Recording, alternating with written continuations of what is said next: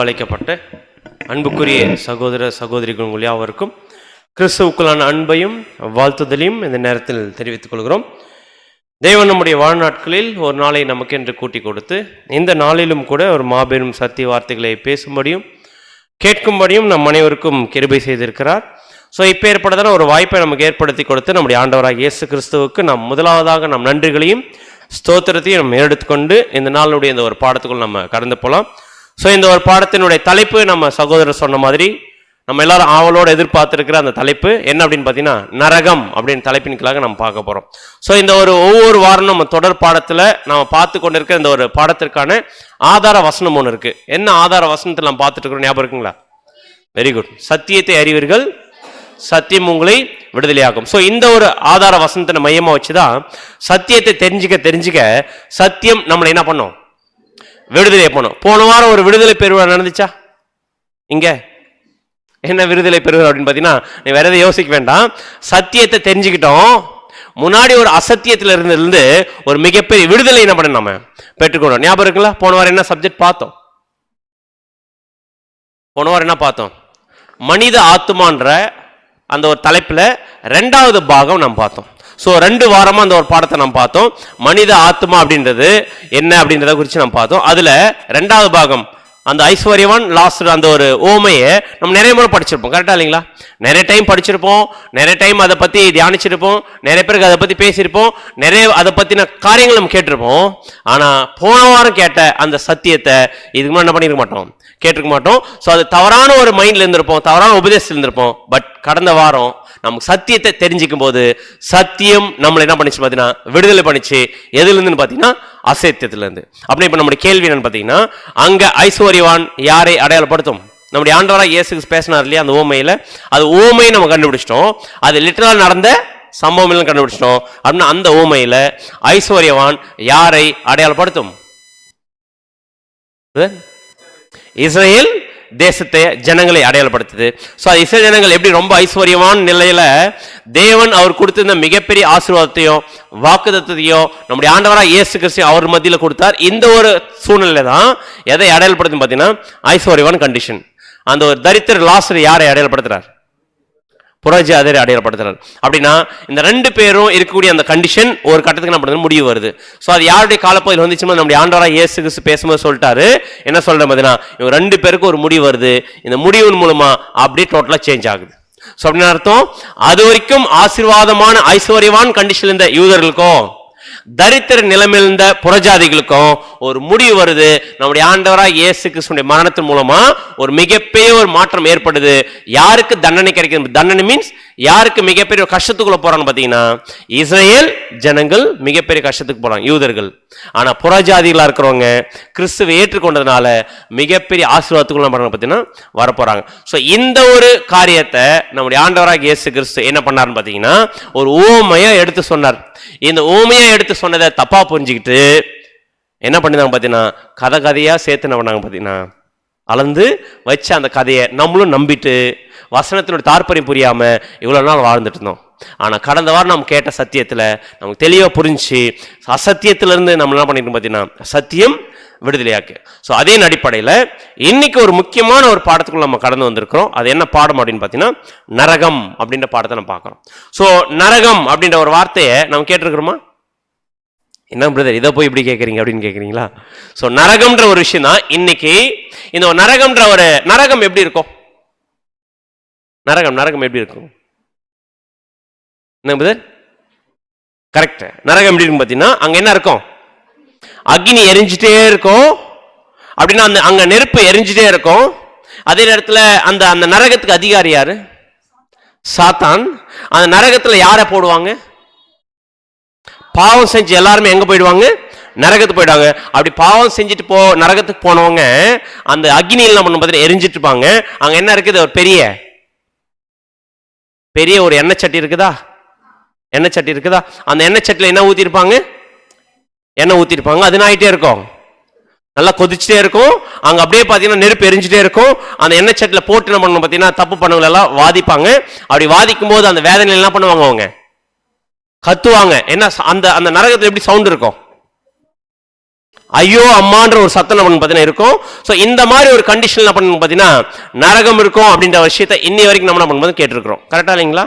அப்படின்னா இந்த ஒரு நம்பிக்கை கிறிஸ்தவர்கள் மட்டும் இருக்குதா? இந்த மாதிரி ஒரு நம்பிக்கை இந்துஸும் நம்புறாங்க, முஸ்லிம்ஸும் நம்புறாங்க, கிறிஸ்தவர்களும் என்ன பண்ணணும் நம்புறாங்க. ஸோ இந்த மாதிரி ஒரு இந்த மாதிரி எல்லாம் இருக்குது அப்படின்றத இந்த ஒரு நரகம் எங்க இருக்கு? இந்த எரியிற எண்ணெய் சட்டியை வச்சுக்கிட்டு அங்க அப்படியே நெருப்பெல்லாம் எரிஞ்சுக்கிட்டு எல்லாரும் வேதனை பண்ணுகிறாங்க இல்லையா, அந்த இடம் எங்க இருக்குன்னு கேட்கிறேன். அத பாதாளம் எங்க இருக்கு? பூமிக்கு உள்ள. கரெக்டா இல்லைங்களா? பூமிக்கு உள்ள. இதை தான் ஒருத்தர் என்ன பண்ணாரு பார்த்தீங்கன்னா ஒரு புக் எழுதியிருந்தார்.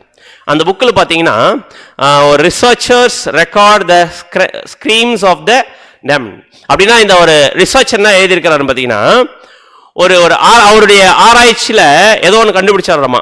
அது என்னன்னு பார்த்தீங்கன்னா ஒரு இடத்துல போர் போட ஆரம்பிச்சிருக்கிறாங்க. கேட்டிருக்கீங்களா இந்த ஸ்டோரி? போர் போட ஆரம்பிச்சிருக்கு. அந்த போர் போட என்ன இருக்குன்னு பார்த்தீங்கன்னா அப்படியே ஆழமா ட்ரில் பண்ணி போயிட்டே இருக்கும்போது திடீர்னு பார்த்தா தண்ணி வரல. என்ன வர ஆரம்பிச்சிருக்குது? புகை வர ஆரம்பிச்சிருக்குது. புகை வர ஆரம்பிச்சோன்னா என்ன புகை வருதுன்னு சொல்லிட்டு காது வச்சு கேட்ட ஆரம்பிச்சோன்னா என்ன கேட்டிருக்குன்னு பார்த்தீங்கன்னா ஐயோ அம்மான்ற ஒரு சத்தம் என்ன பண்ணுச்சுன்னா வந்து கேட்டிருக்குது. ஸோ கேட்டோட அவர் தெரிஞ்சிருக்கிறாரு அது என்ன இருக்குன்னு பார்த்தீங்கன்னா இங்க நரகம் என்ன பண்ணிருக்குது இருக்கு. அப்போ பூமிக்கு அடியில் இந்த இடத்துல இவ்வளோ ஆழத்துக்குள்ள நரகம் இருக்குன்ற விஷயத்தை நம்ம இவர் கொடுத்த ரெக்கார்டு தான் இன்னைக்கு நிறைய விதத்தில் என்ன பண்ணு பார்த்தீங்கன்னா பப்ளிசிட்டி ஆயிருக்கு. இப்போ நம்முடைய கேள்வி, இந்த மாதிரி நிறைய பேர் நரகத்தை போய் பார்த்துட்டு வந்திருக்கிறாங்க. கரெக்டா இல்லையா? நிறைய பேர் நான் நரகத்தை பார்த்துட்டு வந்திருக்கிறேன், அங்க எல்லாம் எரிஞ்சிட்டு இருந்தாங்க, அங்க ஐயோ அம்மான்னு கத்திட்டு இருந்தாங்கன்னு சொல்லிட்டு நிறைய பேர் சொன்னாங்க நாங்க பார்த்துட்டு வந்திருக்கோன்னு. இப்ப நம்முடைய கேள்வி பார்த்தீங்கன்னா அவங்க பார்த்துட்டு வந்ததெல்லாம் இருக்கட்டும், இப்ப யார் போய் பார்க்கலாம்? நம்ம பார்க்கலாம். சொன்னது இது வரைக்கும் நம்ம தான் கேட்டிருக்கிறோம். கரெக்டா இல்லைங்களா? இப்ப நம்மளே போய் பார்த்துட்டு வந்துடலாமே அந்த நரகம் எப்படிதான் இருக்குன்னு அப்படின்னு எதை வச்சு பார்க்க போறோம்னு பார்த்தீங்கன்னா நிறைய பேர் புஸ்தகத்தை கேட்டு நம்ம பார்த்துருக்கிறோம், நிறைய பேர் சொன்னதை வச்சு நம்பி இருக்கிறோம். ஆனா இன்னைக்கு என்ன பண்ணீங்கன்னு பார்த்தீங்கன்னா இன்னைக்கு நிறைய கிறிஸ்தவர்கள் மத்தியில உபதேசங்களா கேட்டிருக்கிறோம் சர்ச்சில். ஆனா இன்னைக்கு நம்ம என்ன பண்ண போறோம் பார்த்தீங்கன்னா பைபிள் வசனத்தின் மூலமா நரகத்துக்கு உள்ள போயிட்டு எவ்வளவு ஆழம் இருக்குது, எவ்வளவு டீப்பான விஷயம் இருக்குது அப்படின்னு அலசி ஆராய்ச்சி என்ன பண்ணிக்கலாம் போயிட்டு பார்த்துலாம். இப்போ ஃபர்ஸ்ட் ஒரு கேள்வி, இந்த நரகம் அப்படின்னு சொல்லலீங்களா, அந்த நரகம் அப்படின்ற இடத்துல ஒரு எண்ணெய் சட்டி இருக்குதா?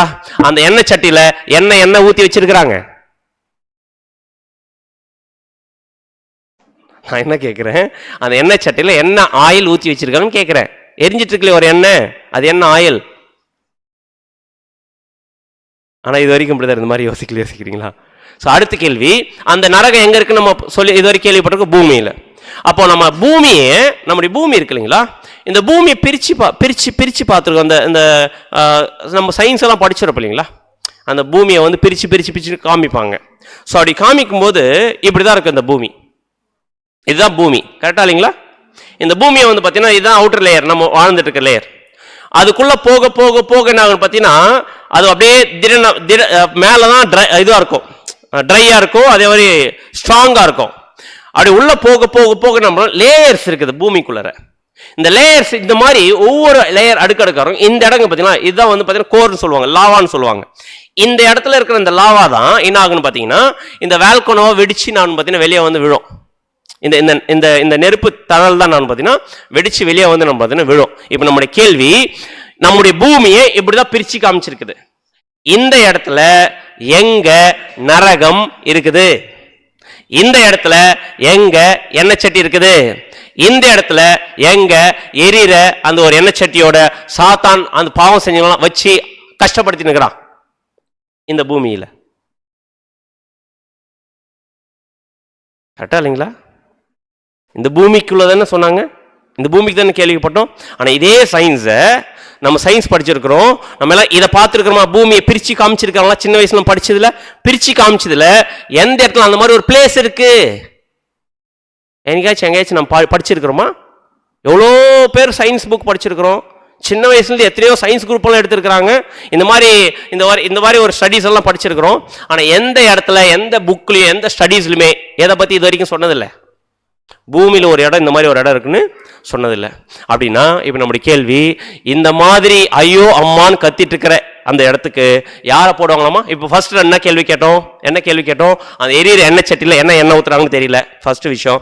ரெண்டாவது விஷயம், பூமியை பிரிச்சு பார்த்தா அந்த பூமியில ஒரு இடம் இருக்குது, நரகன்ற ஒரு இடம் இருக்குன்னா அது பிரிச்சு பார்த்தா அதுக்குள்ள என்ன இல்லை, ஒரு பர்டிகுலர் பிளேஸ்ல அந்த ஒரு எரியிற எண்ணெய் சட்டியோட இருக்கிற மாதிரி எங்கேயுமே நம்ம பார்த்தீங்கன்னா எந்த ரிசர்ச்சில் நமக்கு என்ன பார்த்தீங்கன்னா கிடைக்கல.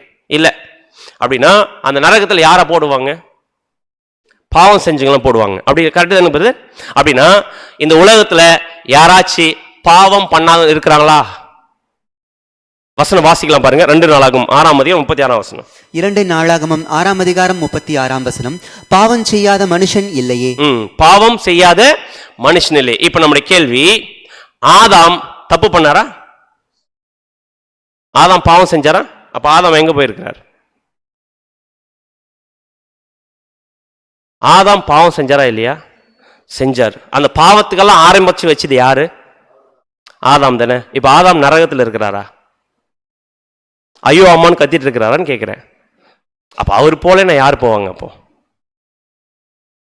அப்படின்னு இப்ப நம்முடைய கேள்வி. பாவத்தின் சம்பளம் நரகமா மரணமா? மரணம். ஆனா ஆதாம் பாவம் செஞ்சாரு. ஆனா பாவம் செஞ்சாலும் எங்க போவாங்க நம்ம சொல்லிட்டு இருக்கிறோம்?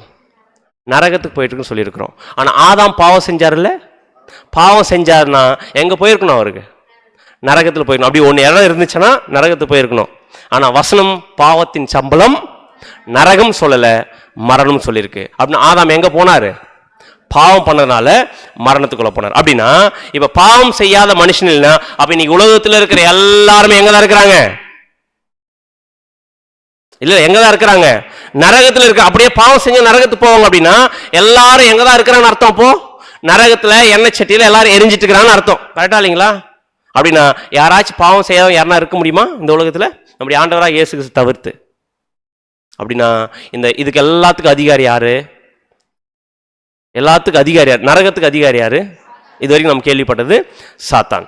கரெக்டா இல்லைங்களா? சாத்தான். அப்படின்னா நம்முடைய ஆண்டவராக இயேசு கிறிஸ்து, நம்முடைய ஆண்டவராக இயேசு கிறிஸ்து அவருடைய ராஜ்யம் இந்த பூமிக்கு வரப்போகுது. கரெக்டா இல்லைங்களா? அவர் தானே ராஜா. அப்படி நம்முடைய ஆண்டவராக இயேசு கிறிஸ்து ராஜாவா இருக்கணும். நம்முடைய ஆண்டவராக இயேசு கிறிஸ்து நமக்கு என்ன வாக்குத்தத்தம் கொடுத்துட்டு போயிருக்கிறார்? என்ன வாக்குத்தத்தம் கொடுத்துட்டு போயிருக்கிறார்? வசனம் வாசிக்கலாம் பாருங்க. 1 யோவான் 2ஆம் அதிகாரம் 25ஆம் வசனம். 1 யோவான் 2ஆம் அதிகாரம் 25ஆம் வசனம். நித்திய ஜீவனை அளிப்பேன் என்பதே அவர் நமக்கு செய்த. நம்முடைய ஆண்டவர் என்ன வாக்குத்தத்தம் கொடுத்துட்டு போயிருக்கிறார்? நான் உங்களுக்கு என்ன கொடுக்குறேன்? நித்திய ஜீவன் கொடுக்கிறேன் அப்படின்னு வாக்குத்தத்தம் கொடுத்துட்டு போயிருக்கிறார். கரெக்டா இல்லைங்களா? அப்படின்னா நித்திய ஜீவன் கொடுப்பேன் வாக்குத்தத்தம் கொடுத்திருக்காருன்னா இப்ப நம்முடைய கேள்வி நரகத்துல வேதனை படை கொடுக்குறங்க, வேதனைப்படுறவங்க, நெருப்புல கஷ்டப்படுறவங்க எவ்வளவு வருஷம் வேதனைப்படுவாங்க? தப்பு பண்ண நரகத்துல போடுவாங்க இல்லையா? அந்த நரகத்துல இருக்கிறவங்க சாத்தான் எவ்வளவு வருஷம் அவங்கள நரகத்தில் போட்டு வாத்தி வதைப்பான்னு கேட்கிறேன். நித்திய காலமா வாட்டி வதைப்பாங்க. அப்படின்னா நித்திய காலமா வாட்டி வதைக்கப்படனா அவங்க என்ன இருக்கக்கூடாது? ஒரு முடிவு அவங்களுடைய வாழ்க்கையில் இருக்கக்கூடாது. அப்ப நித்திய ஜீவனோடு இருந்தாதான் அவங்க என்ன பண்ணப்படும்? நித்தியத்துக்கு வாட்டி வதைக்கப்படும். அப்படின்னா இந்த நித்திய ஜீவன் நம்முடைய ஆண்டவர் சொல்லியிருக்கிறாரு இல்ல. கரெக்டா இல்லைங்களா?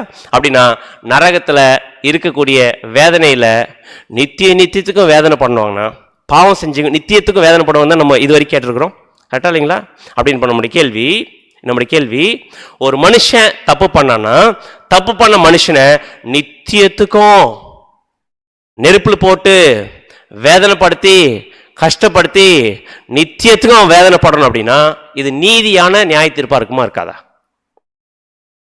ஏன் அப்படின்னு இந்த கேள்வி கேட்கணும் பார்த்தீங்கன்னா, இப்போ ஒரு விஷயம் யோசிச்சு பாருங்க. நம்முடைய தேவன் நீதி உள்ளவர். கரெக்டா இல்லைங்களா? நம்முடைய ஆண்டவர் நீதி உள்ளவர்.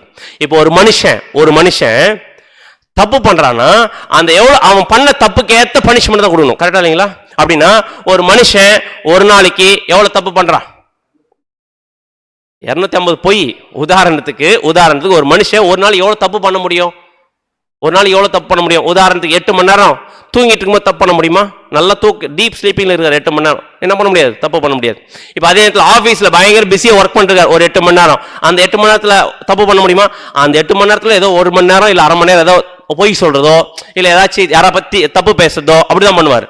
அப்படின்னா அந்த 8 மணி நேரம் 16 மணி நேரம் முடிஞ்சு இதுல ஃபுல் பிஸியாக இருப்பாங்க. தூக்கம் பிளஸ் 8 மணி நேரத்தில் என்னன்னு பார்த்தீங்கன்னா ஆஃபீஸில் பிஸியாக எங்கேஜாக இருப்பாங்க. இதை தப்பு பண்ணுறதுக்கான அதிகப்படியான வாய்ப்பு இல்லை. உதாரணத்துக்கு ஒரு மனுஷன் ஒரு நாளைக்கு எவ்வளோ நேரம் தப்பு பண்ணுறதுக்கு வாய்ப்பு இருக்குன்னு நம்ம செக் பண்ணுறோம். கரெக்டாக இல்லைங்களா? இப்போ 24 மணி நேரத்தில் 8 மணி நேரம் 16 மணி நேரம் முடிஞ்சிச்சு. மீது எத்தனை மணி நேரம் தான் இருக்கு? 8 மணி நேரம் இருக்கு. அந்த 8 மணி நேரம் அவன் முழுக்க தப்பே பண்ணுகிறானா? என்ன பண்றான்?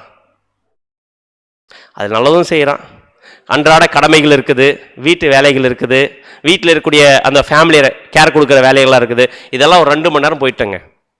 மீதி எவ்வளோ மணி நேரம் இருக்கும்? 6 மணி நேரம் இருக்கும். இந்த 6 மணி நேரம் ஒரு நாளைக்கு 24 மணி நேரத்தில் 6 மணி நேரம்ன்றது எவ்வளோ பாகம்? ஒரு நாளைக்கு 24 மணி நேரத்தில் 6 மணி நேரம் எவ்வளோ பாகம்னு கேட்குறேன். 1/4, 4ல் 1 மடங்கு. கரெக்டா இல்லையா? 1/4 பாகம். கரெக்டா இல்லைங்களா? அப்படின்னா ஒரு மனுஷன் ஒரு நாளைக்கு 6 மணி நேரம் தப்பு பண்ணாரனா, நல்லா கவனிங்க. ஆனா 6 மணி நேரம் தப்பு பண்ணுவாரா? அப்படி எல்லாம் அங்கங்க பண்ற தப்பெல்லாம் சேர்த்து கூட 6 மணி நேரம் வச்சுக்கலாம். அப்படின்னா ஒரு நாளைக்கு 1/4 பாகம் தப்பு பண்றாருன்னா, 1/4 பாகம் தப்பு பண்றாருன்னா மற்ற மணி நேரம் என்ன பண்ண முடியாது அவரால், தப்பு பண்ணதுக்கான சூழல் இல்லை, ஏன்னா ரொம்ப பிஸி. மற்ற எல்லாம் சேர்த்தா கூட 6 மணி நேரம் வருது, ஒரு நாளைக்கு 1/4 பாகம் வருதுன்னு வச்சுங்க. இப்போ உதாரணம், அந்த மனுஷன் 80 வயசு வரைக்கும் வாழ்றாருங்க. 80 வயசு வரைக்கும் வாழ்றாருன்னா அவர் எவ்வளவு வருஷம் தப்பு கணக்கு பண்ணி பார்த்தா அவருடைய ஆயுசு நாட்கள்ல அவர் எவ்வளவு வருஷம் தப்பு பண்ணது மாதிரி இருக்கும்? 1/4 பாகம். கரெக்டா? 80ல் 1/4 பாகம் எவ்வளோ? 20 வருஷம். 80 வருஷம் வாழ்ந்தாருன்னா தப்பு பண்ணதெல்லாம் கணக்கு போட்டு பார்த்தா அவர் தப்பு பண்ண கணக்கு வந்து பார்த்தீங்கன்னா 80 வருஷம் வாழ்ந்தவர் 20 வருஷம் 1/4 பாகம். கரெக்டாக? ஒரு நாளைக்கு 1/4 பாகம் தப்பு பண்றாருன்னா 80 வருஷம் வாழ்ந்தவருக்கு 1/4 பாகம் கணக்கு போட்டா 20 வருஷம் தப்பு பண்றாருன்னு வச்சுக்கங்க. இப்போ 20 வருஷம் தப்பு பண்ணவருக்கு எவ்வளோ வருஷம் தண்டனை கொடுக்கணும்? எது நீதியான தண்டனையே இருக்கும்?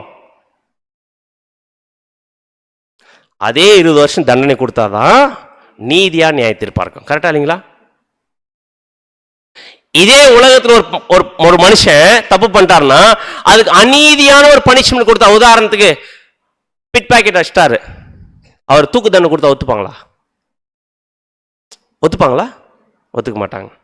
இதே யாராச்சும் கொலை பண்ணிட்டாருன்னா, கொலை பண்ணிட்டு ஒரு குடும்பத்தை அழிச்சிட்டாரு, எரிச்சிட்டாரு, கொன்னுட்டார் அப்படின்னா அவருக்கு என்ன பண்ணுவாங்க? அந்த கொலை பண்ணதுக்கான தண்டனை கொலை பண்ணிட்டேன். பிட் பாக்கெட் அடிச்சு என்ன பண்ணுவாங்க? ஒரு 6 மாசம் ஜெயிலு இல்லை 3 மாசம் ஜெயிலு போட்டு என்ன பண்ணும்போது அனுப்பிச்சிடுவாங்க. ஒரு மனுஷனே அந்த ஜட்ஜ்மெண்ட் கொடுக்கும்போது ஒரு நீதியா கொடுக்குறான் அப்படின்னும் போது, நம்முடைய தேவன் ஒரு மனுஷன் பண்ணக்கூடிய கொஞ்சம் வருஷம் தப்புக்கு நித்திய காலத்துக்கும் வேதனைப்படுத்துவாரா? அது நீதியான நியாயத்தீர்ப்பா இருக்குமா? நீதி உள்ள கர்த்தர் அப்படி பண்ணுவாரா? யோசிச்சு பார்த்துருக்குமா நம்ம என்னைக்காச்சு? அப்படின்னா இந்த மாதிரி ஒரு விஷயத்தை நம்ம யோசிச்சு பார்க்கும்போது நிறைய கேள்விகள் நமக்கு என்ன பண்ணுதுங்க வருது. அப்படின்னா இப்போ கடவுள் மேல ஒரு பயத்தை உருவாக்குறதுக்கு என்ன சொல்லி பயமுறுத்துறாங்க பார்த்தீங்கன்னா, நீ தப்பு பண்ணி எங்க போட்டுருவார் கடவுள்? நரகத்தில் போட்டுருவாரு. அவ்வளவுதான், நீ நித்தியத்துக்கு எரிஞ்சு என்ன பண்ணோம்? சாகணும் அப்படின்னு சொல்லி சொல்லி சொல்லி யார் மேல ஒரு பயத்தை உண்டாக்கிட்டாங்க பார்த்தீங்கன்னா, கடவுள் மேல ஒரு பயத்தை உண்டாக்கிட்டாங்க. அப்படின்னா இப்போ ஒரு கேள்வி, நம்முடைய கடவுள் பயமுறுத்தும் கடவுளா? நாம் வணங்குற கடவுள் பயமுறுத்தும் ஆண்டவரா? நீ இது மாதிரி பண்ணினா உன்னை நித்தியத்துக்கு வேதனை பட்டுற, நெருப்புல போட்டு வாதிப்ப, நரகத்தில் போட்டுருவேன் அப்படின்னு சொல்லி சொல்லி பயமுறுத்துற கடவுளா நம்முடைய கடவுள்?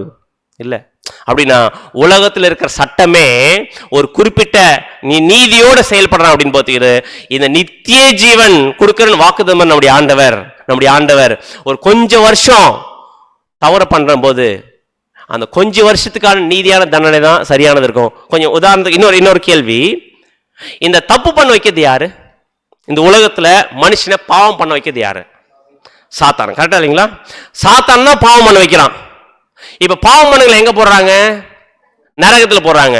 பாவம் பண்ண நரகத்துல போறாங்க. நரகத்துக்கு அதிகாரி யாரு?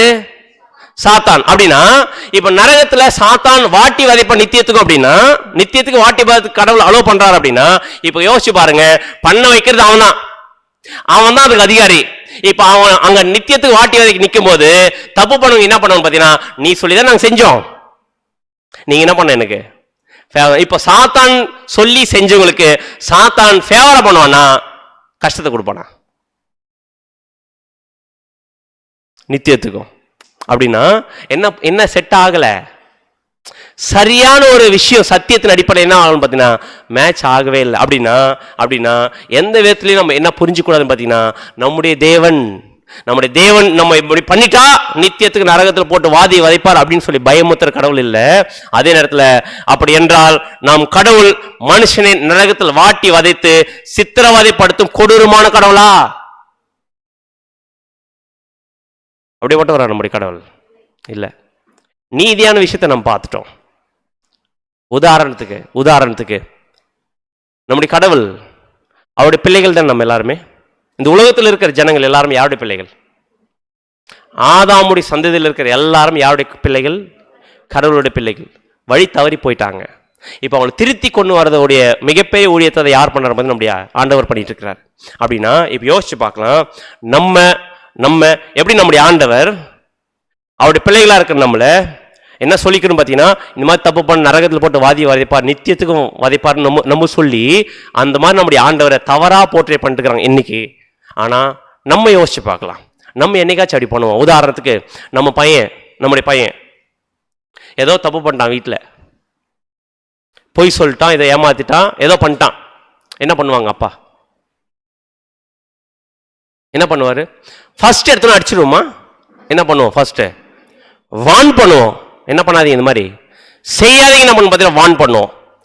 ஒருவேளை நம்முடைய பையன் இருக்குதுல பெரிய தப்பு பண்ணிட்டாருங்க, ஒரு பெரிய தப்பு பண்றாரு, ஒரு மோசமான தப்பு பண்றாருன்னா என்ன பண்ணும் பார்த்தீங்கன்னா அடிப்போம். கேட்டா இல்லைங்களா? ஆனா ஒரு தப்பு பண்ணதுனால நெருப்பு போட்டு கொளுத்திடுவோமா நம்முடைய பிள்ளைகளை? நம்ம பண்ண மாட்டோமா? ஆனா யாரு பண்ணுவாராமா? சின்ன தப்பு பண்ணா ஒரு அளவுக்கு பெரிய தப்பு பண்ணா கூட நம்முடைய பிள்ளைகள் நெருப்பு வச்சு கொளுத்த மாட்டோமா? ஆனா நம்முடைய ஆண்டவர் இந்த மனுஷன் பண்ணக்கூடிய கொஞ்சம் தப்புக்கு என்ன பண்ணுவார் நம்ம சொல்லிட்டு இருக்கிறோம்? நித்தியத்திற்கும் என்ன பண்ணுவாரு? வேதனைப்படுத்தாரு. கொஞ்சம் யோசிச்சு பாருங்க, இருக்கிறதுலே பெரிய தப்பு எதுங்க இந்த உலகத்துல?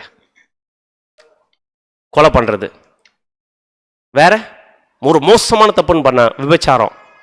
இந்த மாதிரி ஒரு தப்பை நம்ம வீட்டில் இருக்கிற பையன் செஞ்சுட்டு வந்துட்டாருன்னா என்ன பண்ணுவோம்? நம்ம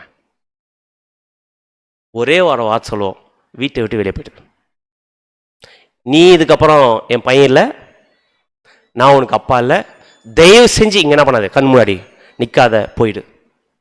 எக்ஸ்ட்ரீமா பண்ண இதான் பண்ணுவோம். நெருப்பு வச்சு கொளுத்திடுவோமா? நிற்க வச்சு வீட்டில் எண்ணெயை ஊற்றி கொளுத்திடுவோமா? எக்ஸ்ட்ரீமா பண்ணனா வீட்டை வச்சு துரத்திடுவோம். இதுக்கப்புறம் எனக்கு உனக்கு என்ன இல்லை, ரிலேஷன்ஷிப் ஒரு இல்லைன்னு சொல்லுவோம். இதுதான் நம்ம பண்ணக்கூடிய எக்ஸ்ட்ரீம். நம்மளே ஒரு விஷயத்துக்கு இவ்வளோ தூரம் இறக்கம் காமிச்சு பண்ணும்போது நம்முடைய தேவன் மனுஷன் பண்ணக்கூடிய தப்புக்கு, மனுஷன் அவனா பண்றான் தப்பு, அவன் யாருடைய இன்ஃப்ளூயன்ஸ் பண்ணிட்டு இருக்கிறான் தப்ப? சாத்தானுடைய இன்ஃப்ளூயன்ஸ் தான் பண்ணிட்டு இருக்கிறான். அவனுடைய வஞ்சனையில் தான் இன்னைக்கு பண்ணுகிறான் மனுஷன் எல்லாருமே தப்பு. அப்படி பண்ணிட்டு இருக்கிற மனுஷர்கள் பண்ணக்கூடிய அந்த ஒரு தப்பு, சாத்தானுடைய இன்ஃப்ளூயன்ஸ் பண்ணக்கூடிய தப்புன்னு மூலமா ஜனங்கள் கஷ்டப்பட்டுக்கிறத நம்முடைய ஆண்டவர் பார்த்துட்டு, இந்த மாதிரி நீங்க சாத்தானுகிட்ட கஷ்டப்பட்டுக்கிறீங்க, தப்பு பண்றீங்க, அவன் பேச்சு கேட்டுக்கிட்டு, அதனால நீங்க நித்தியத்திற்கும் வேதனைப்படுங்க நம்முடைய ஆண்டவர் சொல்வாரா? அப்படின்னா நம்முடைய தேவன் எப்படிப்பட்ட தேவன்? நீதி உள்ளவர். அது மட்டும் இல்ல, வசனம் வாசிக்கலாம் பாருங்க. 103 சங்கீதம் 13 வசனம். 103 சங்கீதம் 13 வசனம். தகப்பன் தன் பிள்ளைகளுக்கு இறங்குகிறது போல கர்த்தர் தமக்கு பயந்தவர்களுக்கு இறங்குகிறார். அன்புக்குரிய சகோதர சகோதரிகளே, நம்முடைய ஆண்டவர் இரக்கமுள்ள தேவன். நம்ம ஒரு தப்பு பண்ணிட்டு நம்முடைய ஆண்டவர்கிட்ட வந்து, ஆண்டவர் தப்பு பண்ணிட்டு வந்து கேட்டாங்கன்னா மன்னிக்கிற தேவன் நம்முடைய தேவன். அப்படின்னா நித்தியத்திற்கும் போட்டு வாட்டி வதைக்கிறவர் இல்ல, நம்மளே அது செய்ய மாட்டோம். அப்படின்னும் போது ஒரு மனுஷனா இருக்கிற, ஒரு மோசமான மைண்ட்ல இருக்கிற சிந்தையில, பாவ சிந்தையில இருக்கிற நம்மளே இந்த மாதிரி எக்ஸ்ட்ரீமான விஷயத்தை நம்ம பண்ண மாட்டோம் போது எல்லாத்துக்கும் அன்பும் இரக்கம் உள்ள தேவன் அப்படி பண்ணுவாரா?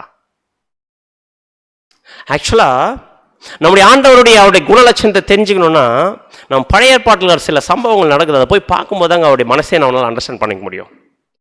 நம்முடைய ஆண்டவருடைய மனசை தெரிஞ்சுக்காம நம்ம இஷ்டத்துக்கும் தவறா காமிச்சிட்டு இருக்கிறாங்க இன்னைக்கு கிறிஸ்தவ மன்றத்துல. உலகத்துல உண்மையான கடவுளை ஒரு பயமுறுத்தும் கடவுளா, ஒரு மோசமான கடவுளா, ஒரு கொடூரமான கடவுளா காமிச்சிட்டு இருக்கிறாங்க. ஆனா உண்மையிலே இன்னைக்கு உலகம் கிறிஸ்தவர்கள் எல்லாரும் காட்டிட்டு இருக்கிற மாதிரி நம்முடைய ஆண்டவர் அப்படியேப்பட்டவர் இல்ல.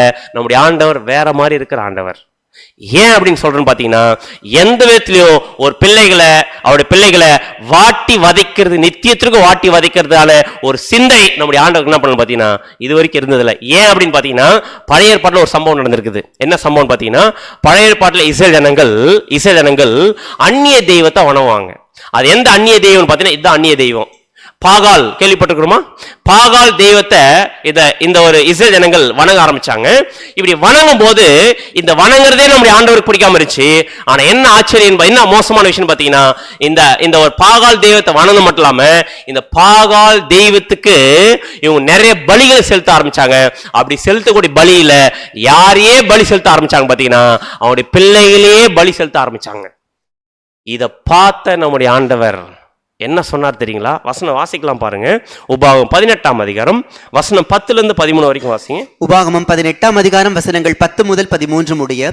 தன் மகனையாவது தன் மகளையாவது தீக்கடக்க பண்ணுகிறவனும், குறி சொல்லுகிறவனும், நாள் பார்க்கிறவனும், அஞ்சனம் பார்க்கிறவனும், சூனியக்காரனும், மந்திரவாதியும், சன்னதக்காரனும், மாயவித்தைக்காரனும், செத்தவர்களிடத்தில் குறி கேட்கிறவனும் உங்களுக்குள்ளே இருக்க வேண்டாம்.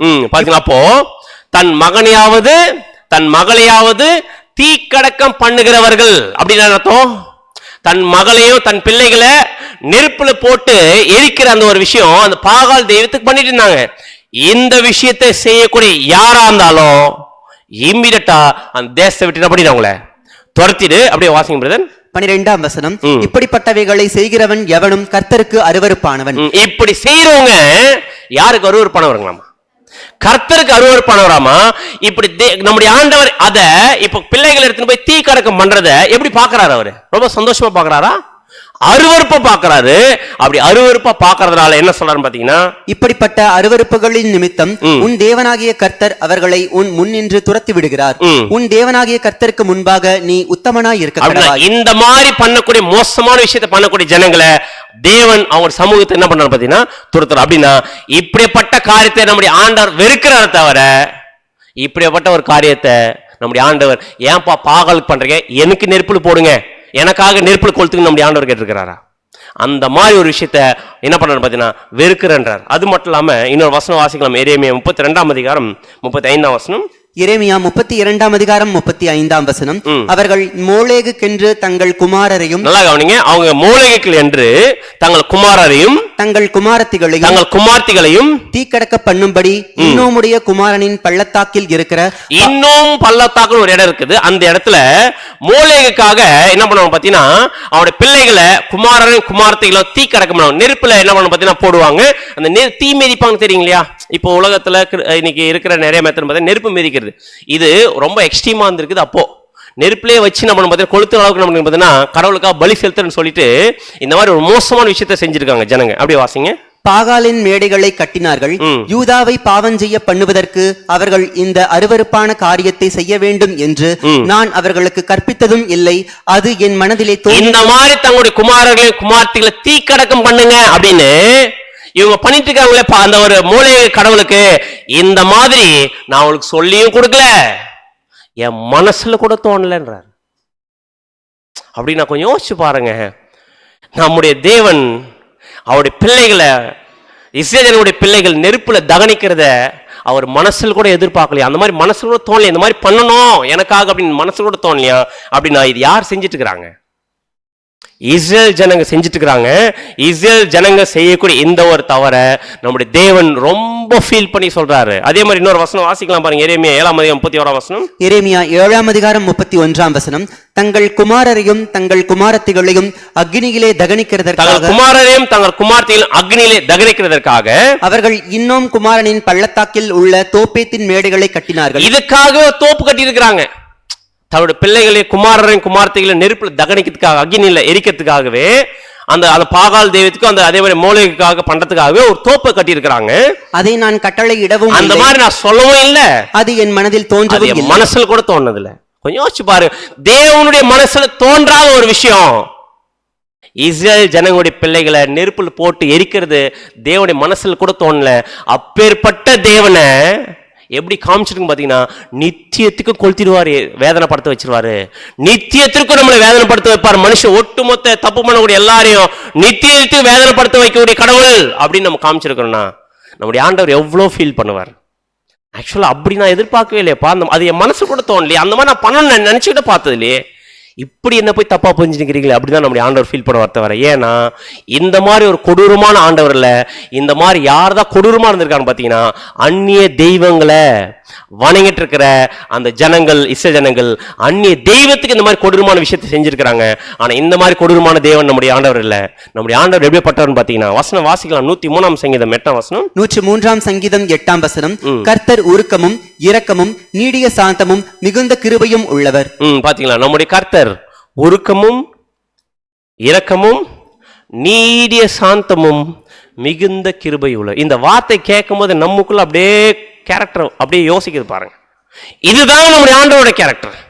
அவர் உருக்கம் உள்ளவர், இரக்கம் உள்ளவர், நீடிய சாந்தம், சாந்தம் இல்ல நீடிய சாந்தமும் மிகுந்த கிருபை உள்ளவர். இப்பேற்பட்ட நம்முடைய ஆண்டவரை கொடூரமானவர், வேதனைப்படுத்தவர், ரொம்ப மோசமானவரா என்ன பண்றது நம்ம பார்த்துருக்கிறோம். இதுதான் நம்முடைய ஆண்டவருடைய கேரக்டர். ஆனா இன்னைக்கு பைபிள் கையில் வச்சிருக்கு நம்மளே என்ன சொல்லிட்டு இருக்கோம் பார்த்தீங்கன்னா, என்னுடைய ஆண்டவர் தப்பு பண்ணிக்கிறவங்களை நெருப்புல போட்டு வாதிச்சிருவாருங்க நித்தியத்துக்கும் அப்படின்னு சொல்லி நம்மளே நம்முடைய ஆண்டவர் என்ன பண்ணின்னு பார்த்தீங்கன்னா எல்லாருக்கும் தப்பா போர்ட்ரே பண்ணி காமிச்சிட்டு இருக்கிறோம். ஏன் அப்படின்னு பார்த்தீங்கன்னா, நம்முடைய ஆண்டவர் பாவத்துக்காக மன்னிப்பு கேட்கும்போது அதை மன்னிக்கிற தேவருக்கு ஒப்பான தேவர் வேற யாருமே இல்லை. வசனம் வாசிக்கலாம் பாருங்க. மீகா 7 அதிகாரம் 18-19. மீகா 7 அதிகாரம் வசனங்கள் 18 மற்றும் 19. தமது சுதந்திரத்தில் மீதியானவர்களுடைய அக்கிரமத்தை பொறுத்து மீறுதலை மன்னிக்கிற தேவரீருக்கு ஒப்பான தேவன் யார்? அவர் கிருபை செய்ய விரும்புகிறபடியால் அவர் என்றென்றைக்கும் கோபம் வையார். அப்படின்னா நித்தியத்திற்கும் வேதனைப்படுத்துவார்னா நித்தியத்துல ஒரு கோபம் இருக்குது அவங்க மேல, அப்படிதான் நம்ம நினைச்சுக்கிறோம். ஆனா வசனம் தெளிவா சொல்றது என்றென்றைக்கும் கோபம் வையார். வாசிங்க. அவர் திரும்ப நம்மேல் இறங்குவார் அப்படின்னு அர்த்தம். நமக்கு இரக்கம் காட்டுவாரு. ஏன் இரக்கம் காட்டுறாரு, எப்ப இரக்கம் காட்டுவாரு பாத்தீங்கன்னா, பண்ண தவறுக்கெல்லாம் நம்ம மன்னிப்பு போய் நம்முடைய ஆண்டவர்கிட்ட கேட்கும் போது கண்டிப்பா நம்ம பாத்தீங்கன்னா இரக்கம் காட்டுவார். அது எப்ப காட்ட போறான்ற விஷயத்தை நம்ம என்ன பார்க்க போறோம். வாசிங்க. நம்முடைய அக்கிரமங்களை அடக்கி நம்முடைய பாவங்களை எல்லாம் சமுத்திரத்தின் ஆழங்களில் போட்டு விடுவார். ஐயோ, என்ன மாதிரி நம்முடைய ஆண்டவர் பாருங்க, நம்முடைய பாவத்தை எல்லாம் சமுத்திரத்தின் ஆழத்துல போடுறாரா. அவ்வளவு தூரம் நம்ம மன்னிக்கக்கூடிய நம்முடைய ஆண்டவர் இருக்கும்போது நம்ம எப்படி காமிச்சிட்டு இருக்கிறோம் அப்படின்னு பார்த்தீங்கன்னா, நீங்கள் பண்ண தப்புக்கெல்லாம் கண்டிப்பாக அவர் ஜட்ஜ்மெண்ட் கொடுப்பாருங்க. அவர் நித்தியத்துக்கு உங்களை வச்சு வேதனைப்படுத்துவாருங்க. இதுதாங்க நம்முடைய ஆண்டவருடைய மனசு அப்படின்னு சொன்னால், எப்படியாப்பட்ட தப்பான ஒரு விஷயத்தை நம்முடைய ஆண்டவரை பற்றி சொல்லிட்டு இருக்கிறோம். அது மட்டும் இல்லாமல் வசனம் வாசிக்கலாம் பாருங்க. லூக்கா 6 அதிகாரம் 36 வசனம். லூக்கா 6 அதிகாரம் 36 வசனம். ஆகையால் உங்கள் பிதா இரக்கமுள்ளவராய் இருக்கிறது போல நீங்களும் இரக்கமுள்ளவர்களாய் இருங்கள். என்ன கேரக்டர் கத்துக்க சொல்றாராமா? உங்களுடைய பிதா இரக்கமுள்ளவராக இருக்கிற மாதிரி நீங்களும் எப்படி இருங்க. உங்க பிதா கொடூரம் உள்ளவரா இருக்கிற மாதிரி நீங்க கொடூரமா இருங்க அப்படின்னு சொல்லி இருக்கிறாரா? இல்லையே. அவர் எப்படிப்பட்டவராமா? இரக்கத்தின் தேவன். அப்படி இரக்கமுள்ளவரா இருக்கிறதுனால நீங்களும் என்ன பண்ணுங்க, இரக்கத்தை காமிங்க அப்படின்ற விஷயம் சொல்றாரு பாத்தீங்கன்னா. அப்ப நமக்கு நம்முடைய ஆண்டவர்கிட்ட என்ன கத்துக்கிறோம், நம்ம எப்படி இரக்கம் காட்டுறது. யாருக்குங்க இரக்கம் தேவை? இப்ப யாருக்கு இரக்கம் காட்டுவோம்? தப்பு பண்ணிட்டாருன்னு ஒருத்தருக்கு அவருக்கு தான் இரக்கம் காட்டணும். அப்படின்னா ஆண்டவர் நமக்கு இரக்கம் காட்டுறாரு அப்படின்னா, இந்த உலக ஜனங்களுக்கு இரக்கம் காட்டுறாரு அப்படின்னா என்ன பண்றாரு பாத்தீங்கன்னா, அவங்க பண்ண தப்புக்கெல்லாம் என்ன பண்ண போறாரு பாத்தீங்கன்னா மிகப்பெரிய விஷயத்தை செய்ய போறாரு. அதன் மூலம் அவர் இரக்கம் காட்டுற தேவனை தவிர அவர் நித்தியத்துக்கு வாட்டி வதைக்கிற கடவுள் இல்ல. இன்னொரு வசனம் வாசிக்கலாம். ஏசாயா 57 அதிகாரம் 16 வசனம். ஏசாயா 57 அதிகாரம் 16 வசனம். நான் எப்போதும் வழக்காட மாட்டேன், நான் என்றைக்கும் கோபமாய் இருப்பதும் நான் எப்பொழுதும் வழக்காட மாட்டேன், நான் என்றைக்கும் கோபமாய் இருப்பதும் இல்லை. ஏனென்றால் ஆவியும் நான் உண்டு பண்ணின ஆத்துமாக்களும் என் முகத்துக்கு முன்பாக சோர்ந்து போகும். நான் மட்டும் கோபமா இருந்தேனா, நான் உண்டு பண்ணேன் ஆத்மாவும். நமக்கு ஞாபகம் இருக்கும், ஆத்மான்ற ஒரு வார்த்தையை நம்ம பார்த்தீங்களா? அது செத்து போயிட்டு அப்புறம் சுத்திட்டு இருக்கிறது இல்ல. அது ஆத்மான்றது யாரு? நம்மதான் ஆத்மா. அதான் சொல்றாரு, நான் என்றைக்கு கோபமா இருக்க மாட்டேன். ஏன் கோபமா இருக்க மாட்டேன் அப்படின்றாரு பாத்தீங்கன்னா, ஏனென்றால் ஆவியும் நான் உண்டு பண்ண ஆத்மாக்களும் என் முகத்துக்கு முன்பாக என்ன ஆயிடுவாங்க. நான் மட்டும் கோபமா இருந்தேன், நான் சோர்ந்து போயிடுவாங்க. அதனால அவங்களுக்கு என்ன காட்டுறேன், இரக்கம் காட்டுறேன். அப்படின்னா பாவம் பண்ண ஜனங்களை பாவத்திலிருந்து வெளியே எடுக்கிறதுக்காக தான் நம்முடைய ஆண்டவர் முயற்சி செய்யறாரு தவிர பாவம் பண்றவங்களை நரகத்தில் போட்டு வாட்டி வதைக்கிற ஆண்டவர் நம்முடைய ஆண்டவர்ல. அப்படின்னா பாவம் பண்ற எல்லாருக்காகவும் எல்லாருடைய பாவத்தை போக்குறதுக்காக யார் இந்த உலகத்துக்கு மரிச்சது? நம்முடைய ஆண்டவராக இயேசு கிறிஸ்து மரிச்சாரு இல்லையா? எதுக்கு மரிச்சாரு? பாவத்தை மன்னிக்கிறதுக்கு. யாருடைய பாவத்தை? நம்ம பாவத்தை மட்டுமா? எல்லாருடைய பாவத்தை மன்னிக்கிறதுக்காக நம்முடைய ஆண்டவர் வந்து மரிச்சாரு. அப்படின்னா நம்முடைய ஆண்டவர் கொடுத்த ஜீவன் மூலமா மனுஷனுடைய பாவங்கள் மன்னிக்கப்பட்டுச்சா இல்லையா? மன்னிக்கப்பட்டுச்சா இல்லையா? அவருடைய ரத்தத்தின் மூலமா மன்னிப்பு இருக்கா இல்லையா? அவர் கொடுத்துட்டாருன்னா அது மூலம் மன்னிப்பு இருக்கா இல்லையா? அப்படி மன்னிப்பு வச்சிருக்கும் போது, கிறிஸ்து அதுக்காக வந்திருக்கிறார் அப்படின்னும் போது, இந்த உலகத்துல பாவம் பண்ண யாருக்குமே விடுதலை இல்லை, எல்லாரும் நரகத்துக்கு போகணும். அப்படின்னா எதுக்கு நம்முடைய ஆண்டவர் வந்து மரிக்கணும்? எதுக்கு ரட்சிப்பு கொடுக்கணும்? வசனம் வாசிக்கலாம் பாருங்க. இந்த உலகத்தை ஆக்கினைக்குள்ள போறதுக்கு நம்முடைய ஆண்டவர் வந்து மரிச்சாரு. வசனம் வாசிக்கலாம். யோவான் 3:17-18. யோவான் 3 வசனங்கள் 17 மற்றும் 18.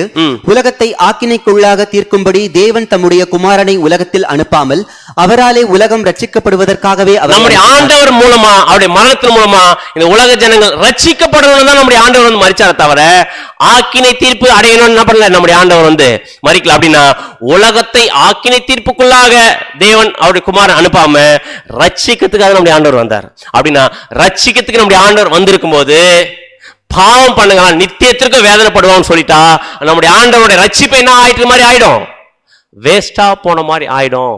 வசனம் வாசிக்கலாம் பாருங்க. எபிரேயர் 9:28 வசனம். எபிரேயர் 9:28 வசனம். கிறிஸ்துவும் அநேகருடைய பாவங்களை சுமந்து தீர்க்கும்படிக்கு நம்முடைய ஆண்டவர் எதுக்கு வந்தாரமா? கிறிஸ்துவும் அநேகருடைய பாவங்களை சுமந்து தீர்க்கும்படி ஒரே தரம் பலியிடப்பட்டு தமக்காக காத்து கொண்டு இருக்கிறவர்களுக்கு ரட்சிப்பை அருளும்படி இரண்டாம் தரம் பாவம் இல்லாமல் தரிசனமாவார். பாவம் இல்லாதவரா ஏன் வெளிப்பட்டார் அப்படின்னு பாத்தீங்கன்னா, நமக்கு பாவத்தின் மூலமா விடுதலை கொடுக்கதான் நம்முடைய ஆண்டவர் அப்படி இருக்கிறார் வந்திருக்கிறார். அதே இன்னொரு வசனம் வாசிக்கலாம். 103 சங்கீதம் 9 மற்றும் 10. 103 சங்கீதம் வசனங்கள் 9 மற்றும் 10. அவர் எப்பொழுதும் கடிந்து கொள்ளார், என்றைக்கும் கோபம் கொண்டிரார். அவர் நம்முடைய பாவங்களுக்கு தக்கதாக, அன்புக்குரிய சகோதர சகோதரி வசனத்தை நல்லா கவனிங்க, அவர் நம்முடைய பாவங்களுக்கு தக்கதாக செய்யாமல் அப்படின்னு அர்த்தம் பாத்தீங்கன்னா, நம்ம பண்ணக்கூடிய பாவத்துக்கு ஏத்த மாதிரி நீதி சரி கட்டுறது இல்ல. ஏன்னா நம்ம நினைச்சுக்கிறோம் நம்ம பண்ற தப்புகள்லாம் என்ன பண்ண மைண்ட்ல வச்சுக்கிட்டு நித்தியத்துக்கு வேதனைப்படுத்துறாருன்னு. ஆனா வசனம் தெளிவா சொல்லுது, அவர் நம்முடைய பாவத்துக்கு தக்கதாக நம்ம செய்யாமல் நம்முடைய அக்கிரமங்களுக்கு தக்கதாக நமக்கு சரி கட்ட, நம்முடைய அக்கிரமத்துக்கு தக்கதாக என்ன பண்றது இல்ல, சரி கட்டுறதில்ல. ஏன்னா அவர் இரக்கத்தின் தேவன் என்றதுனால நம்முடைய ஆண்டவர் மூலமா பாவத்திலிருந்து நம்மளை விடுதலை ஆக்குறதா மிகப்பெரிய வேலையை என்ன பண்றார், செஞ்சிருக்கார். நம்மள மட்டும் இல்ல, ஒட்டுமொத்த உலக ஜனங்களையும் பாவத்திலிருந்து விடுதலை ஆக்கணும் மிகப்பெரிய ஊழியம் நம்முடைய ஆண்டவராக இயேசு கிறிஸ்து பூமியில வந்து மரிச்சதே. அப்படி இருக்கும்போது பாவம் பண்ணுங்கள் நித்திய நரகத்துல வேதனைப்படுவாங்கன்றது எந்த விதத்துல இந்த உபதேசம் கரெக்டா இருக்கும்? கொஞ்சம் யோசிச்சு பாருங்க. இதுக்கு ஒரு சூப்பரான ஒரு எக்ஸாம்பிள். இவர்தான் எக்ஸாம்பிள். யாருங்க இவரு? யோனா போயிட்டு ஒரு இடத்துல உட்காராரு. மேல ஆமனுக்கு செடி நல்லா பசுமையா இருக்குது, திடீர்னு காஞ்சிருச்சு. டென்ஷன் ஆயிட்டு கேட்குறேன், நான் போறேன்னு. நீங்க தான் போன்னீங்க. எதுக்கு? நினிவே பட்டணம் நான் அழிக்க போறேன், நீ போய் சொல்லுப்பா அப்படின்னு சொல்லி அனுப்பிச்சிங்க. நான் அப்பயே சொன்னேன், நீங்க என்ன பண்ண மாட்டீங்க, அழிக்க மாட்டீங்கன்னு. இல்ல நீ போ அப்படின்னு சொன்னீங்க. ஆனா நான் சொல்லிட்டு அழிப்பின்னு பார்த்துட்டே இருந்தா நீங்க என்ன பண்ணல, அடிக்கல அப்படின்னு இவர் டென்ஷன் ஆயிட்டாரு. இவருக்கு இந்த கோவம் வந்துருச்சு. இவ்வளவு தப்பு பண்றாங்க இந்த ஜனங்கள், அழிக்காம வச்சிருக்கேன். இவர் டென்ஷன் ஆயிட்டாரு. அதை புரி வைக்கிறதுக்காக நம்முடைய ஆண்டவர் என்ன பண்ணாரு பாத்தீங்கன்னா, ஒரு ஆமனுக்கு செடியை வர வச்சு நேல் கொடுத்துட்டு உடனே காய வச்ச உடனே கோவம் வந்துச்சு இவருக்கு. கொஞ்ச நேரம் நான் நிம்மதியாக உட்காரக்கூடாதா அப்படின்னு கேட்டார். ஒன்று நம்முடைய ஆண்டவர் அப்போ என்ன சொல்றாரு பார்த்தீங்கன்னா, ஏன்பா ஆஃப்டர் ஆல் ஒரு ஆமனுக்கு செடி, இதுக்கு நீ தண்ணி ஊற்றல, இது நீ பராமரிக்கல, இதுக்கே இவ்வளோ நீ ஃபீல் பண்ணும்போது, இவ்வளோ யோசிக்கும் போது, வலது கைக்கும் இடது கைக்கும் வித்தியாசம் அறியாத 120,000 பேருக்கு அதிகமான ஜனங்களையும் மிருகத்தையும் நான் அழிச்சிடுவேனா? அழிக்காம இரக்கம் காட்டி அந்த ஜனங்கள் எல்லாம் அப்படி இருக்கான்னு பார்த்தீங்கன்னா காப்பாத்திருக்கிறார். அப்படின்னா நம்முடைய ஆண்டவர் அழிக்கிற தேவன் இல்லை, அவர் இரக்கம் காட்டி அவங்கள வாழ வைக்கிற தேவன். அப்படின்னா இப்போ நம்ம இதெல்லாம் பார்க்கும்போது ஒரு விஷயம் தெளிவாயிருக்கு நான் விசுவாசிக்கிறேன். என்னன்னு பார்த்தீங்கன்னா, இது வரைக்கும் நம்முடைய ஆண்டவரை நம்ம யோசிச்சு வச்சுட்டு இருக்கிற விஷயம், எண்ணம், உபதேசம் ரைட்டா தப்பா?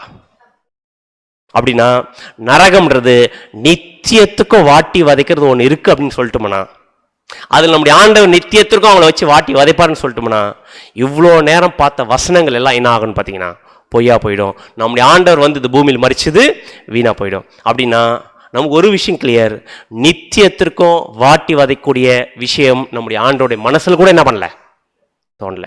அப்படின்னா நரகம்ன்ற அந்த உபதேசம் இன்னைக்கு உலகத்தையே ஆட்டி படைச்சுனுங்கிற பிரதர், இது எப்படி வந்துச்சு?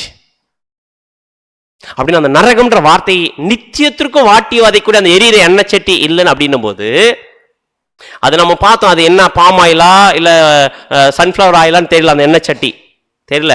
பூமி நம்ம பிரிச்சு பார்த்துட்டோம், பூமியில் இருக்கிற ஒவ்வொரு கோர்களும் பிரிச்சு பார்த்துட்டோம், எந்த இடமும் நமக்கு தெரியல இல்ல அங்க.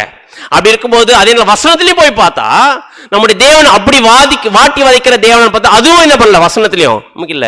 அப்படின்னா இந்த நரகம் அப்படின்றது நித்தியத்திற்கும் வாட்டி வதைக்கிறதானா அப்படின்னு பார்த்தா வசனத்திலேயே எதுவுமே என்ன பண்ண நம்ம தெளிவா புரிஞ்சிச்சு. அப்படின்னா நரகம் அப்படின்ற ஒரு வார்த்தைக்கு சரியான அர்த்தம்னா என்ன அது தெரிஞ்சிருக்கணும் நமக்கு. இனி வரைக்கும் நரகம் எப்படிதான் கேள்விப்பட்டிருக்கிறோம் அப்படின்னு பாத்தீங்கன்னா எரியிற எண்ணெய் சட்டி தான். எல்லா மதத்திலையும் ஒரே மாதிரி இருக்குதுங்க. அப்படின்னா நரகம் அப்படின்ற வார்த்தையினுடைய அர்த்தம் என்ன, அந்த அர்த்தத்தை நம்ம சரியா புரிஞ்சுக்கிட்டோம்னா நம்ம கண்டுபிடிச்சலாம் எது நரகம். நரகம் அப்படின்ற வார்த்தை தமிழ் அகராதியில போய் பார்த்தா என்ன சொல்றாங்க பார்த்தீங்கன்னா பாதாளம் அப்படின்னு இருக்கும். நரகம் அப்படின்னா தமிழ் அகராதியில பாதாளம் அப்படின்னு சொல்லுவோம். சிஸ்டர் கூட ஆரம்பத்தில் கேட்டாங்க அது எங்க இருக்குன்னா பாதாளத்தில் இருக்கு அப்படின்னாங்க. நரகம் எங்க இருக்கு, பாதாளத்தில் இருக்கு. அப்படின்னா பாதாளம் அப்படின்ற வார்த்தையினுடைய அர்த்தம் என்ன, பாதத்திற்கு கீழுள்ள ஆழம். நம்முடைய பாதம் இருக்கு இல்லைங்களா, பாதத்திற்கு கீழுள்ள ஆழத்துக்கு தான் என்னன்னு பேருன்னு பார்த்தீங்கன்னா பாதாளம் அப்படின்னு அர்த்தம். நரகம்னா தமிழ் அகராதியில பாதாளம் பேர் இருக்கு. நம்ம தமிழ் தானே ஃபர்ஸ்ட் அதை செக் பண்ணுவோம். நம்ம எல்லாரும் தமிழர் தானே. காஞ்சிபுரத்துலேருந்து கேட்டா பிரச்சனை தான் நினைக்கிறேன். ஏன்னா தமிழ் நல்லா தெரிஞ்சிருக்கிற நம்ம தமிழ் அகராதியில பாதாளம் அப்படின்னு சொல்லும்போது பாதத்திற்கு கீழுள்ள ஆழம் அப்படின்னா எங்க இருக்கு அது இடம், பூமிக்கு அடியில பாதத்துக்கு கீழுள்ள ஆழம். ஆழம்னா பாதத்துக்கு கீழே ஒரு ஆழம் இருந்துச்சுன்னா அந்த ஆழம் தான் எது, பாதாளம். அப்படி இந்த வார்த்தையினுடைய அர்த்தம் இதுதான் சொல்லுது. எங்கேயாச்சும் எரியிற எண்ணெய் சட்டி எதுவும் சொல்லியிருக்குதா இல்ல. அடுத்தது இங்கிலீஷ்ல ஹெல் அப்படின்ற வார்த்தை இருக்கு இல்லைங்களா, ஹெல் அப்படின்ற வார்த்தைக்கு என்ன மீனிங்? ஹெல் தானே இன்னைக்கு வரைக்கும் பெரிய லெவல்ல போயிட்டு இருக்குது, பெரிய லெவல்ல இருக்குது. அந்த ஹெல்ன்ற வார்த்தைக்கு எரியிற எண்ணெய் சட்டியான்னு போய் மீனிங் பார்த்தா அந்த ஹெல்ன்ற வார்த்தைக்கு என்ன மீனிங் கொடுத்துருக்காங்க பார்த்தீங்கன்னா டு ஹைட், மறைத்தல் அப்படின்னு அர்த்தம். இன்னொரு வார்த்தை சொல்றா டு கவர் அப்படின்னு அர்த்தம், மூடி வைத்தல் அப்படின்னு அர்த்தம். ஹெல் என்ன அர்த்தம், மறைக்கிறது இல்ல மூடி வைக்கிறது, இதுதான் அர்த்தம். நரகம்னா பாதாளம்னா என்ன அர்த்தம், பாதத்துக்கு கீழ் உள்ள ஆழம். ஹெல் என்ன அர்த்தம், மறைச்சு வைக்கிறது, மூடி வைக்கிறது. இதுதான் இங்கிலீஷ்லயும் இருக்கு, தமிழ்லயும் எப்படி இருக்கு, பாதத்துக்கு கீழே இருக்கிற ஆழம். அப்படி இங்க எங்கேயாச்சு தமிழ்லயோ இல்ல இங்கிலீஷ்லயோ எண்ணெய் சட்டியை பத்தி சொல்லியிருக்குதா இல்ல. ஸோ அப்படின்னா இது இந்த ஹெல்ன்ற வார்த்தையை ஒரு சென்டென்ஸ் ஃபார்மேஷன்ல சொல்லுவாங்க. சென்டென்ஸ் ஃபார்மேஷன் சொல்லுவாங்க. அந்த சென்டென்ஸ் உங்க முன்னாடி போறோம் பாருங்க. I must hell my potatoes அப்படின்னு அர்த்தம். I must hell my potatoes அப்படின்னா என்னுடைய கிழங்குகளை எடுத்து நரகத்துல எரியிற எண்ணெய் சட்டில போடு அப்படின்னு சொல்லியிருக்குதா? அப்படின்னா ஹெல் மை பொட்டேட்டோ அப்படின்னா நான் என் கிழங்குகளை புதைக்க வேண்டும் அப்படின்னு அர்த்தம். ஹெல் அப்படின்னா புதைத்தல், மூடி வைத்தல் அப்படின்னு அர்த்தம். அப்படின்னா I must hell my potatoes அப்படின்னா நான் என் கிழங்குகளை நெருப்புல எண்ணெய் சட்டில வாட்டி வதைக்க வேண்டும் அப்படின்னு இருக்கா? இல்ல, புதைக்க வேண்டும் அப்படின்னு அர்த்தம். இன்னொரு வார்த்தை I must hell my house அப்படின்னு அர்த்தம். அப்படின்னு பாத்தீங்கன்னா நான் என் வீட்டை மூட வேண்டும் அப்படின்றத இங்கிலீஷ்ல எப்படி சொல்லுவாங்க பாத்தீங்கன்னா I must hell my house, என்னோட வீட்டை எடுத்து எரியிற எண்ணெய் சட்டில போட வேண்டும் அப்படின்னு அர்த்தம் எடுத்துக்க முடியுமா? ஹெல்னா இது வரைக்கும் நம்ம புரிஞ்சது நித்தியத்திற்கு வேதனைப்படக்கூடிய ஒரு இடம், எரியிற எண்ணெய் சட்டி. அப்படின்னா I must hell my house அப்படின்னா நான் என் வீட்டை எரியிற எண்ணெய் சட்டியில போட்டு வைக்க வேண்டும் அர்த்தம் சொல்ல முடியுமா? அப்படின்னா என்ன அர்த்தம் பாத்தீங்கன்னா ஹெல் அப்படின்ற வார்த்தைக்கு கவர், மூடி வைத்தல், மறைத்து வைத்தல் அர்த்தம். அப்படின்னா நான் என் வீட்டை என்ன பண்ணோம், மூட வேண்டும். அப்படின்னா அந்த வார்த்தையோட அர்த்தத்தை போய் பார்த்தாலும் அந்த மாதிரி எரியிற எண்ணெய் சட்டி வரல. அதே நேரத்துல நம்ம போயிட்டு வசனத்துல போய் பார்த்தாலும் தேவன் அந்த மாதிரி ஏதாச்சும் வச்சிருக்காருன்னு பார்த்தீங்கன்னா அதுவும் இல்லை. ஆனா எப்படி பிரதர் இந்த உபதேசம் இன்னைக்கு வந்துச்சு? இவ்வளவு கொடூரமா நம்முடைய ஆண்டவரை காட்டுற மாதிரி ஒரு உபதேசம் வந்திருக்குது, எப்படி வந்துச்சு அப்படின்னா இந்த இந்த இதை இங்கிலீஷ்லயும் பார்த்துட்டோம், தமிழ்லயும் பார்த்துட்டோம். அப்படின்னு இப்ப எதுக்குள்ள போகலாம் பாத்தீங்கன்னா, நம்ம பைபிள்ல ஒரு மெத்தட் ஒரு லாங்குவேஜ் எழுதியிருக்கோம் இல்லைங்களா? பழைய ஏற்பாடு எந்த மொழியில் எழுதப்பட்டுச்சு? எபிரேய பாஷை. புதிய ஏற்பாடு கிரேக்க பாஷையில் எழுதப்பட்டுச்சு. அதுல எங்கேயாச்சும் போட்டிருக்கிறாங்களா எழுதி எண்ணெய் சட்டியை பத்தி அப்படின்றத நம்மளாம் போயிட்டு செக் பண்ணி எழுதும்போது ஒரிஜினல் அப்படி எழுதி நம்ம டிரான்ஸ்லேட் பண்ணும்போது எப்படி பண்ணிட்டாங்களா அப்படின்றத நம்ம செக் பண்ணி பார்க்கலாம். அப்படின்னா பழைய ஏற்பாட்டில் எப்படி எழுத எபிரேய மொழியில் எழுதப்பட்டது, புதிய ஏற்பாட்டில் கிரேக்க மொழியில் எழுதப்பட்டிருக்குது. அப்படி இந்த பாஷையில பைபிள் எழுதப்பட்டிருக்குது. இதெல்லாம் என்ன பண்ணியிருக்காங்க பார்த்தீங்கன்னா டிரான்ஸ்லேட் பண்ணியிருக்கிறாங்க, பல விதத்தில் டிரான்ஸ்லேட் பண்ணியிருக்கிறாங்க. இங்கிலீஷ்ல டிரான்ஸ்லேட் பண்ணும்போது இங்கிலீஷ்ல ஒரே ஒரு டிரான்ஸ்லேஷன் இல்லை, இங்கிலீஷ்ல பல விதமான டிரான்ஸ்லேஷன் இருக்குது. கரெக்டா இல்லைங்களா? மொழிபெயர்ப்புகள் இருக்குது. உதாரணத்துக்கு இங்கிலீஷ்ல மொழிபெயர்க்கப்பட்டிருக்கிற பைபிள் நிறைய விதத்தில் மொழிபெயர்த்திருக்கிறாங்க. அதுல ஒரிஜினல் இருந்து மற்ற இங்கிலீஷ் பைபிளை டிரான்ஸ்லேட் பண்ண எல்லா மொழிபெயர்ப்பை எடுத்து பார்த்தா அக்யூரசி செக் பண்ணலாம். அக்யூரசி மீன்ஸ் எவ்வளோ பர்சன்டேஜ் கரெக்டாக பண்ணியிருக்கிறாங்க டிரான்ஸ்லேஷன் அப்படின்னு செக் பண்ணி பார்த்தா இந்த அக்யூரசி கொடுக்குறாங்க. ஹீப்ரூ கிரீக்ல இருந்து பைபிளை டிரான்ஸ்லேட் பண்ணும்போது இங்கிலீஷ்ல ஒவ்வொரு பைபிளை டிரான்ஸ்லேட் இங்கிலீஷ்லேயே பல லாங்குவேஜ் இது இருக்கு இல்லைங்களா? NIV, KJV, ESV, RSVன்னு இருக்கு பாத்தீங்களா? இது எல்லாமே பல இங்கிலீஷ் விதத்துல மொழிபெயர்க்கப்பட்டது. இப்படி மொழிபெயர்க்கப்பட்டதுல எவ்வளோ பர்சன்டேஜ் அக்யூரசி பழைய அந்த ஒரு ஓல்டு ஸ்கிரிப்ட்ல இருந்து எடுத்திருக்கிறாங்கன்றத பார்த்தா ரோதர்ஹாம் அப்படின்ற ஒரு டிரான்ஸ்லேஷன் வந்து பார்த்தீங்கன்னா 83% அக்யூரசி இருக்குது. ஒரிஜினல் மொழிபெயர்ப்பு ஒரிஜினல் லாங்குவேஜ்ல இருந்து 83% எதனுடைய அக்யூரசி இருக்குன்னு பார்த்தீங்கன்னா ரோதர்ஹாம் டிரான்ஸ்லேஷன். அதே இடத்துல NASV new American standard version NASB பார்த்தீங்கன்னா 75% அக்யூரசி கொடுத்துருக்காங்க. ஏறக்குறைய 75% கரெக்டாக கொடுத்துருக்காங்க. ஆனால் நம்ம வச்சுருக்கிற தமிழ் பைபிள் இருக்கு பார்த்தீங்களா, அது எந்த மொழியிலிருந்து எந்த இங்கிலீஷ்லேருந்து டிரான்ஸ்லேட் பண்ணது அப்படின்னு பார்த்தீங்கன்னா KJV கிங் ஜேம்ஸ் வெர்ஷன் அப்படின்ற இங்கிலீஷ் பைபிள் இருந்து மொழிபெயர்க்கப்பட்டது தான் நம்முடைய தமிழ் பைபிள். அப்படின்னா இதில் எங்கே இருக்கு பாருங்க, KJV கிங் ஜேம்ஸ் வெர்ஷன் இருக்கும். எங்க இருக்குங்க? இல்லையா? இருக்காது. ஏன்னா 63% கீழே அதோட அக்யூரேசி. அப்படின்னா அந்த ஒரிஜினல் அந்த ஒரு லாங்குவேஜ்ல இருந்து மொழிபெயர்க்கப்பட்ட இங்கிலீஷ்ல 63% கீழே இருக்கிற ஒரு பைபிள் தான் KJV. அந்த KJV தான் என்ன பண்ணிருக்காங்க பார்த்தீங்கன்னா நமக்கு தமிழ் டிரான்ஸ்லேட் பண்ணிருக்கு. அப்படின்னா இந்த டிரான்ஸ்லேஷன்ல என்ன இருக்குது வாய்ப்பு பார்த்தீங்கன்னா நிறைய விஷயங்கள் நம்ம அக்யூரேசி என்ன பார்த்தீங்கன்னா மாறி இருக்கிறதுக்கு வாய்ப்பு இருக்கு. அப்படின்னு இப்போ என்ன பார்க்க போறோம் பார்த்தீங்கன்னா நம்ம ஒரிஜினல்ல போய் பார்த்துடலாம். ஒரிஜினல்ல பழைய ஏற்பாட்டு புஸ்தகத்துல எபிரேய பாஷையில் எழுதப்பட்டுச்சு இல்லையா? பழைய ஏற்பாட்டு புஸ்தகம் எந்த மொழியில் எழுதப்பட்டுச்சு? எபிரேய பாஷையில் எழுதப்பட்டுச்சு. எபிரேய பாஷையில நரகம்னு இருக்கு பாத்தீங்களா? அதுக்கெல்லாம் எபிரேய பாஷை ஒண்ணு இருக்கு இல்லையா? அதுல இருந்து மொழிபெயர்த்திருப்பாங்க இந்த மாதிரி வார்த்தைகள் எல்லாம், பாதாளம் நரகம்னு சொல்லிட்டு. அப்படின்னா ஒரிஜினல்ல என்ன வார்த்தை யூஸ் பண்ணப்பட்டிருக்கு அப்படின்னு பாத்தீங்கன்னா ஷியோல் அப்படின்ற ஒரு வார்த்தை. பழைய ஏற்பாட்டுல எபிரேய பாஷையில ஷியோல் அப்படின்ற ஒரு வார்த்தை யூஸ் பண்ணப்பட்டிருக்குது. அதுதான் இங்கிலீஷ்ல வேற மாதிரி மொழிபெயர்த்திருக்கிறாங்க, தமிழ்ல வேற மாதிரி மொழிபெயர்த்திருக்கிறாங்க. ஆனா எபிரேய பாஷையில ஒரே ஒரு வார்த்தை தான் ஷியோல் அப்படின்ற ஒரு வார்த்தை. புதிய ஏற்பாடு கிரேக்க பாஷையில் எழுதப்பட்டுச்சு. கரெக்டா இல்லைங்களா? இந்த கிரேக்க பாஷையில் எழுதப்பட்டதுல 3 வார்த்தை பயன்படுத்தப்பட்டிருக்கு. ஒன்னு வந்து ஹேடஸ், ஒன்னு டார்டரோ, ஒன்னு கெஹன்னா. ஹேடஸ், டார்டரோ, கெஹனா, இந்த 3 வார்த்தை கிரேக்க மொழியில் எழுதப்பட்டிருக்குது. அதை தான் நம்ம பண்ணிருக்கோம் பார்த்தீங்கன்னா எந்த இடத்துல இந்த வார்த்தையில் வருதோ அங்கங்க அதுக்கு ஏற்ற மாதிரி நம்ம பார்த்தீங்கன்னா தமிழ்லையும் இங்கிலீஷ்லயும் மொழிபெயர்த்திருக்கிறாங்க வேற வேர்டு யூஸ் பண்ணி. ஆனா அங்க இருக்கிறது இந்த வார்த்தை தான். இப்போ மறுபடியும் கேட்கிறோம், எபிரேய பாஷையில என்ன மொழிபெயர்த்தப்பட்டிருக்கு? ஒரிஜினல் எபிரேய வார்த்தை என்ன வார்த்தை? ஷியோல் அப்படின்ற வார்த்தை இருக்குது. புதிய ஏற்பாட்டுல கிரேக்க பாஷையில எந்தெந்த வார்த்தையை பயன்படுத்தப்பட்டிருக்குது? ஹேடஸ், டார்டரோ, கேட்கல, சத்தம் வரல, கெஹன்னா, இந்த 3 வார்த்தை பயன்படுத்தப்பட்டிருக்குது. அப்படின்னா இந்த 3 வார்த்தையினுடைய அர்த்தம் என்னன்னு கண்டுபிடிக்கலாம் போயிட்டு. அப்படின்னா இந்த எபிரேய பாஷையில ஷியோல்ன்ற வார்த்தை இருக்கு இல்லைங்களா? இந்த ஷியோல்ன்ற வார்த்தையை தான் மற்ற இங்கிலீஷ்ல மொழிபெயர்த்திருக்கிறாங்க. இங்கிலீஷ்ல மொழிபெயர்க்கும் போது ஷியோல் என்ற வார்த்தையை எந்தெந்த வார்த்தை யூஸ் பண்ணியிருக்காங்க இங்கிலீஷ்ல மொழிபெயர்க்கும் போது, சில இடத்துல ஷியோல்ன்ற வார்த்தை பழைய ஏற்பாட்டில் வந்திருக்கு இல்லையா ஹீப்ரூல, அந்த ஷியோல்ன்ற வார்த்தை எல்லாமே எடுத்து மொழிபெயர்க்கும் போது ஒரு சில இடத்துல ஹெல்னு மொழிபெயர்த்திருக்கிறாங்க, ஒரு சில இடத்துல கிரேவன் மொழிபெயர்த்திருக்கிறாங்க, ஒரு சில இடத்துல பிட் அப்படின்னு மொழிபெயர்த்திருக்கிறாங்க. நான் சொல்ற விஷயம் புரியுதுங்களா? ஒரே ஒரு வார்த்தை தான் ஷியோல்ன்ற வார்த்தை ஹீப்ரூல இருக்கு. அந்த வார்த்தையை ஹெல்னு மொழிபெயர்த்திருக்கிறாங்க, கிரேவன் மொழிபெயர்த்திருக்கிறாங்க, பிட்னு மொழிபெயர்த்திருக்கிறாங்க.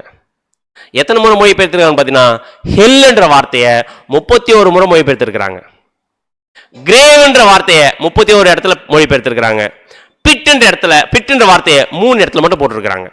ஆனா மொத்தம் ஷியோல்ன்ற வார்த்தை ஹெப்ரேய பாஷையில எத்தனை இடத்துல வந்திருக்கு?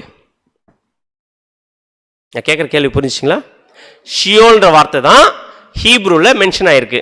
அந்த வார்த்தை எத்தனை முறை ஹெப்ரேய பாஷையில வந்திருக்கு அப்படின்னு பார்த்தீங்கன்னா 65 முறை வந்திருக்கு. அந்த ஒரே ஒரு வார்த்தையை இங்கிலீஷ்ல மொழிபெயர்க்கும் போது 31 இடத்துல ஹெல்னு மொழிபெயர்த்துட்டாங்க, 31 இடத்துல கிரேவன் மொழிபெயர்த்துட்டாங்க, 3 இடத்துல பிட்னு மொழிபெயர்த்திருக்கிறாங்க. கரெக்டா இல்லைங்களா இந்த விஷயம்? அப்படி ஹெல்னு அர்த்தம், ஹெல் மூடி வைத்தல், மறைத்தல் அர்த்தம். கரெக்டா இல்லைங்களா? கிரேவ்னா கிரேவ் யார்ட் அப்படின்னு சொல்லுவாங்கல்ல, எது? ஆமா, யாரை புதைக்கிற இடம்? மனுஷன் செத்து போயிட்டானா புதைக்கிற இடம் பார்த்தீங்கன்னா கிரேவ். கரெக்டா இல்லைங்களா? பிட்டுனா குழி. மனுஷன் எங்க போய் புதைப்பாங்க? குழியில தான் புதைப்பாங்க. ஹெல்லுன்னா கவர், மூடி வைத்தல். மனுஷன் செத்து போயிட்டா எங்க மூடி வைப்பாங்க? குழிக்குள்ள போட்டு மூடி வைப்பாங்க. அப்படின்னா இந்த 3 வார்த்தையும் என்ன சொல்லுது பாருங்க, ஹெல், கிரேவ், பிட், மூணுமே என்ன சொல்லுதுன்னா ஒரு மனுஷன் செத்து போயிட்டதுக்கு அப்புறமா மூடி வைக்கக்கூடிய இடம். புரியுதுங்களா? குடி நோண்டி வைக்கக்கூடிய இடம், அதே இடத்துல செத்து போயிட்டதுக்கு புதைச்சி வைக்கக்கூடிய இடம். அப்படின்ற வார்த்தை தான் ஷியோல்ன்ற வார்த்தைக்கு அர்த்தம். ஆனா அந்த ஷியோல்ன்ற வார்த்தையில இங்கிலீஷ்ல 3 வார்த்தை கொடுத்திருக்காங்க, ஹெல், கிரேவ், பிட். இது மூணுமே என்னதான் அர்த்தம்? என்னதான் அர்த்தம்? மூணுமே செத்து போயிட்டதுக்கு அப்புறமா ஒரு மனுஷன் இருக்கக்கூடிய இடத்துக்கு பேரு தான் ஷியோல். அப்படியே செத்து போயிட்டு இருக்கிற மனுஷன் செத்து போயிட்டதுக்கு அப்புறமா எங்க வைப்பாங்க? குடி நோண்டி போட்டு புதைச்சிருவாங்க. அப்படின்னா அது எந்த இடம்னு கேட்கிறேன்? கிரேவ், பிட்டு, ஹெல். அப்படின்னா அது எதுன்னு கேட்கிறேன். ஷியோல் என்ன அர்த்தம் அப்படின்னு பார்த்தீங்கன்னா ஒரு மனுஷன் செத்து போயிட்டதுக்கு அப்புறமா புதைச்சி வைக்கக்கூடிய இடம் தான் ஷியோல். பிரதர் அழகா சொல்ற, சுடுகாடு, விடுகாடா, இடுகாடு. அப்படின்னா இந்த 3 வார்த்தை பயன்படுத்தப்பட்டிருக்கு இங்கிலீஷ்ல. இப்ப என்னுடைய கேள்வி, ஏன் பிரதர் மூணு வார்த்தை பயன்படுத்திருக்காங்கன்னா 3 அர்த்தம் ஏதாச்சும் மாறி இருக்கா? எதுவுமே மாறல. உதாரணம் நம்முடைய தமிழ்ல என்ன அப்படின்னு பாத்தீங்கன்னா இங்கிலீஷ்ல வாட்டர்னு வச்சுக்கங்க, இங்கிலீஷ்ல வாட்டர். தமிழ் என்னன்னா சொல்லலாம், தண்ணீர்னு சொல்லலாம், வேற நீர்னு சொல்லலாம், அடுத்தது ஜலம்னு சொல்லலாம். புரியுதுங்களா? ஆனா இங்கிலீஷ்ல என்ன வார்த்தை தான்? வாட்டர்ன்ற அந்த வார்த்தைய நீர்னு சொல்லலாம், ஜலம்னு சொல்லலாம், தண்ணீர்னு சொல்லலாம். அர்த்தம் மாறிடுமா? மாறாது. அதே மாதிரி ஷியோல்ன்ற வார்த்தை ஈப்ரூல ஹெல்லுன்னு சொல்லலாம், கிரேவ்னு சொல்லலாம், பிட்னு சொல்லலாம். ஒரே அர்த்தம் தான். மனுஷன் செத்து போயிட்டு புதைச்சு வச்சிருக்கிற இடத்து தான் ஷியோல், அதனுடைய அர்த்தம் தான் ஹெல், அதனுடைய அர்த்தம் தான் கிரேவ், அதனுடைய அர்த்தம் தான் பிட். அப்படின்னா இதுல எங்க வருது பிரதர் எரியிற எண்ணெய் சட்டி? அப்படின்னா இது இந்த ஒரு வார்த்தையை என்ன பண்ண ஆரம்பிச்சாங்கன்னா தவறா உபதேசிக்க ஆரம்பிச்சாங்க.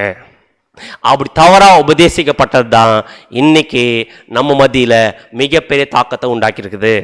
அப்படின்னா ஏன் தவறா இப்படி சொல்ல ஆரம்பிச்சாங்க பார்த்தீங்கன்னா, வசனத்தை டிரான்ஸ்லேட் பண்ணும்போது இந்த வார்த்தையுடைய அர்த்தம் ஒண்ணுதான். ஆனா என்ன விஷயம் பண்ணியிருக்கிறாங்க தெரியல, டிரான்ஸ்லேட் பண்ணும்போது எந்த வார்த்தை எங்க போடணுமோ அங்க போட்டாங்க. அங்க போடும்போது நம்முடைய புரிந்து கொள்ளுதல் ராங்கா போக ஆரம்பிச்சு. உதாரணத்துக்கு ஒரு வசனம் வாசிக்கலாம் பாருங்க.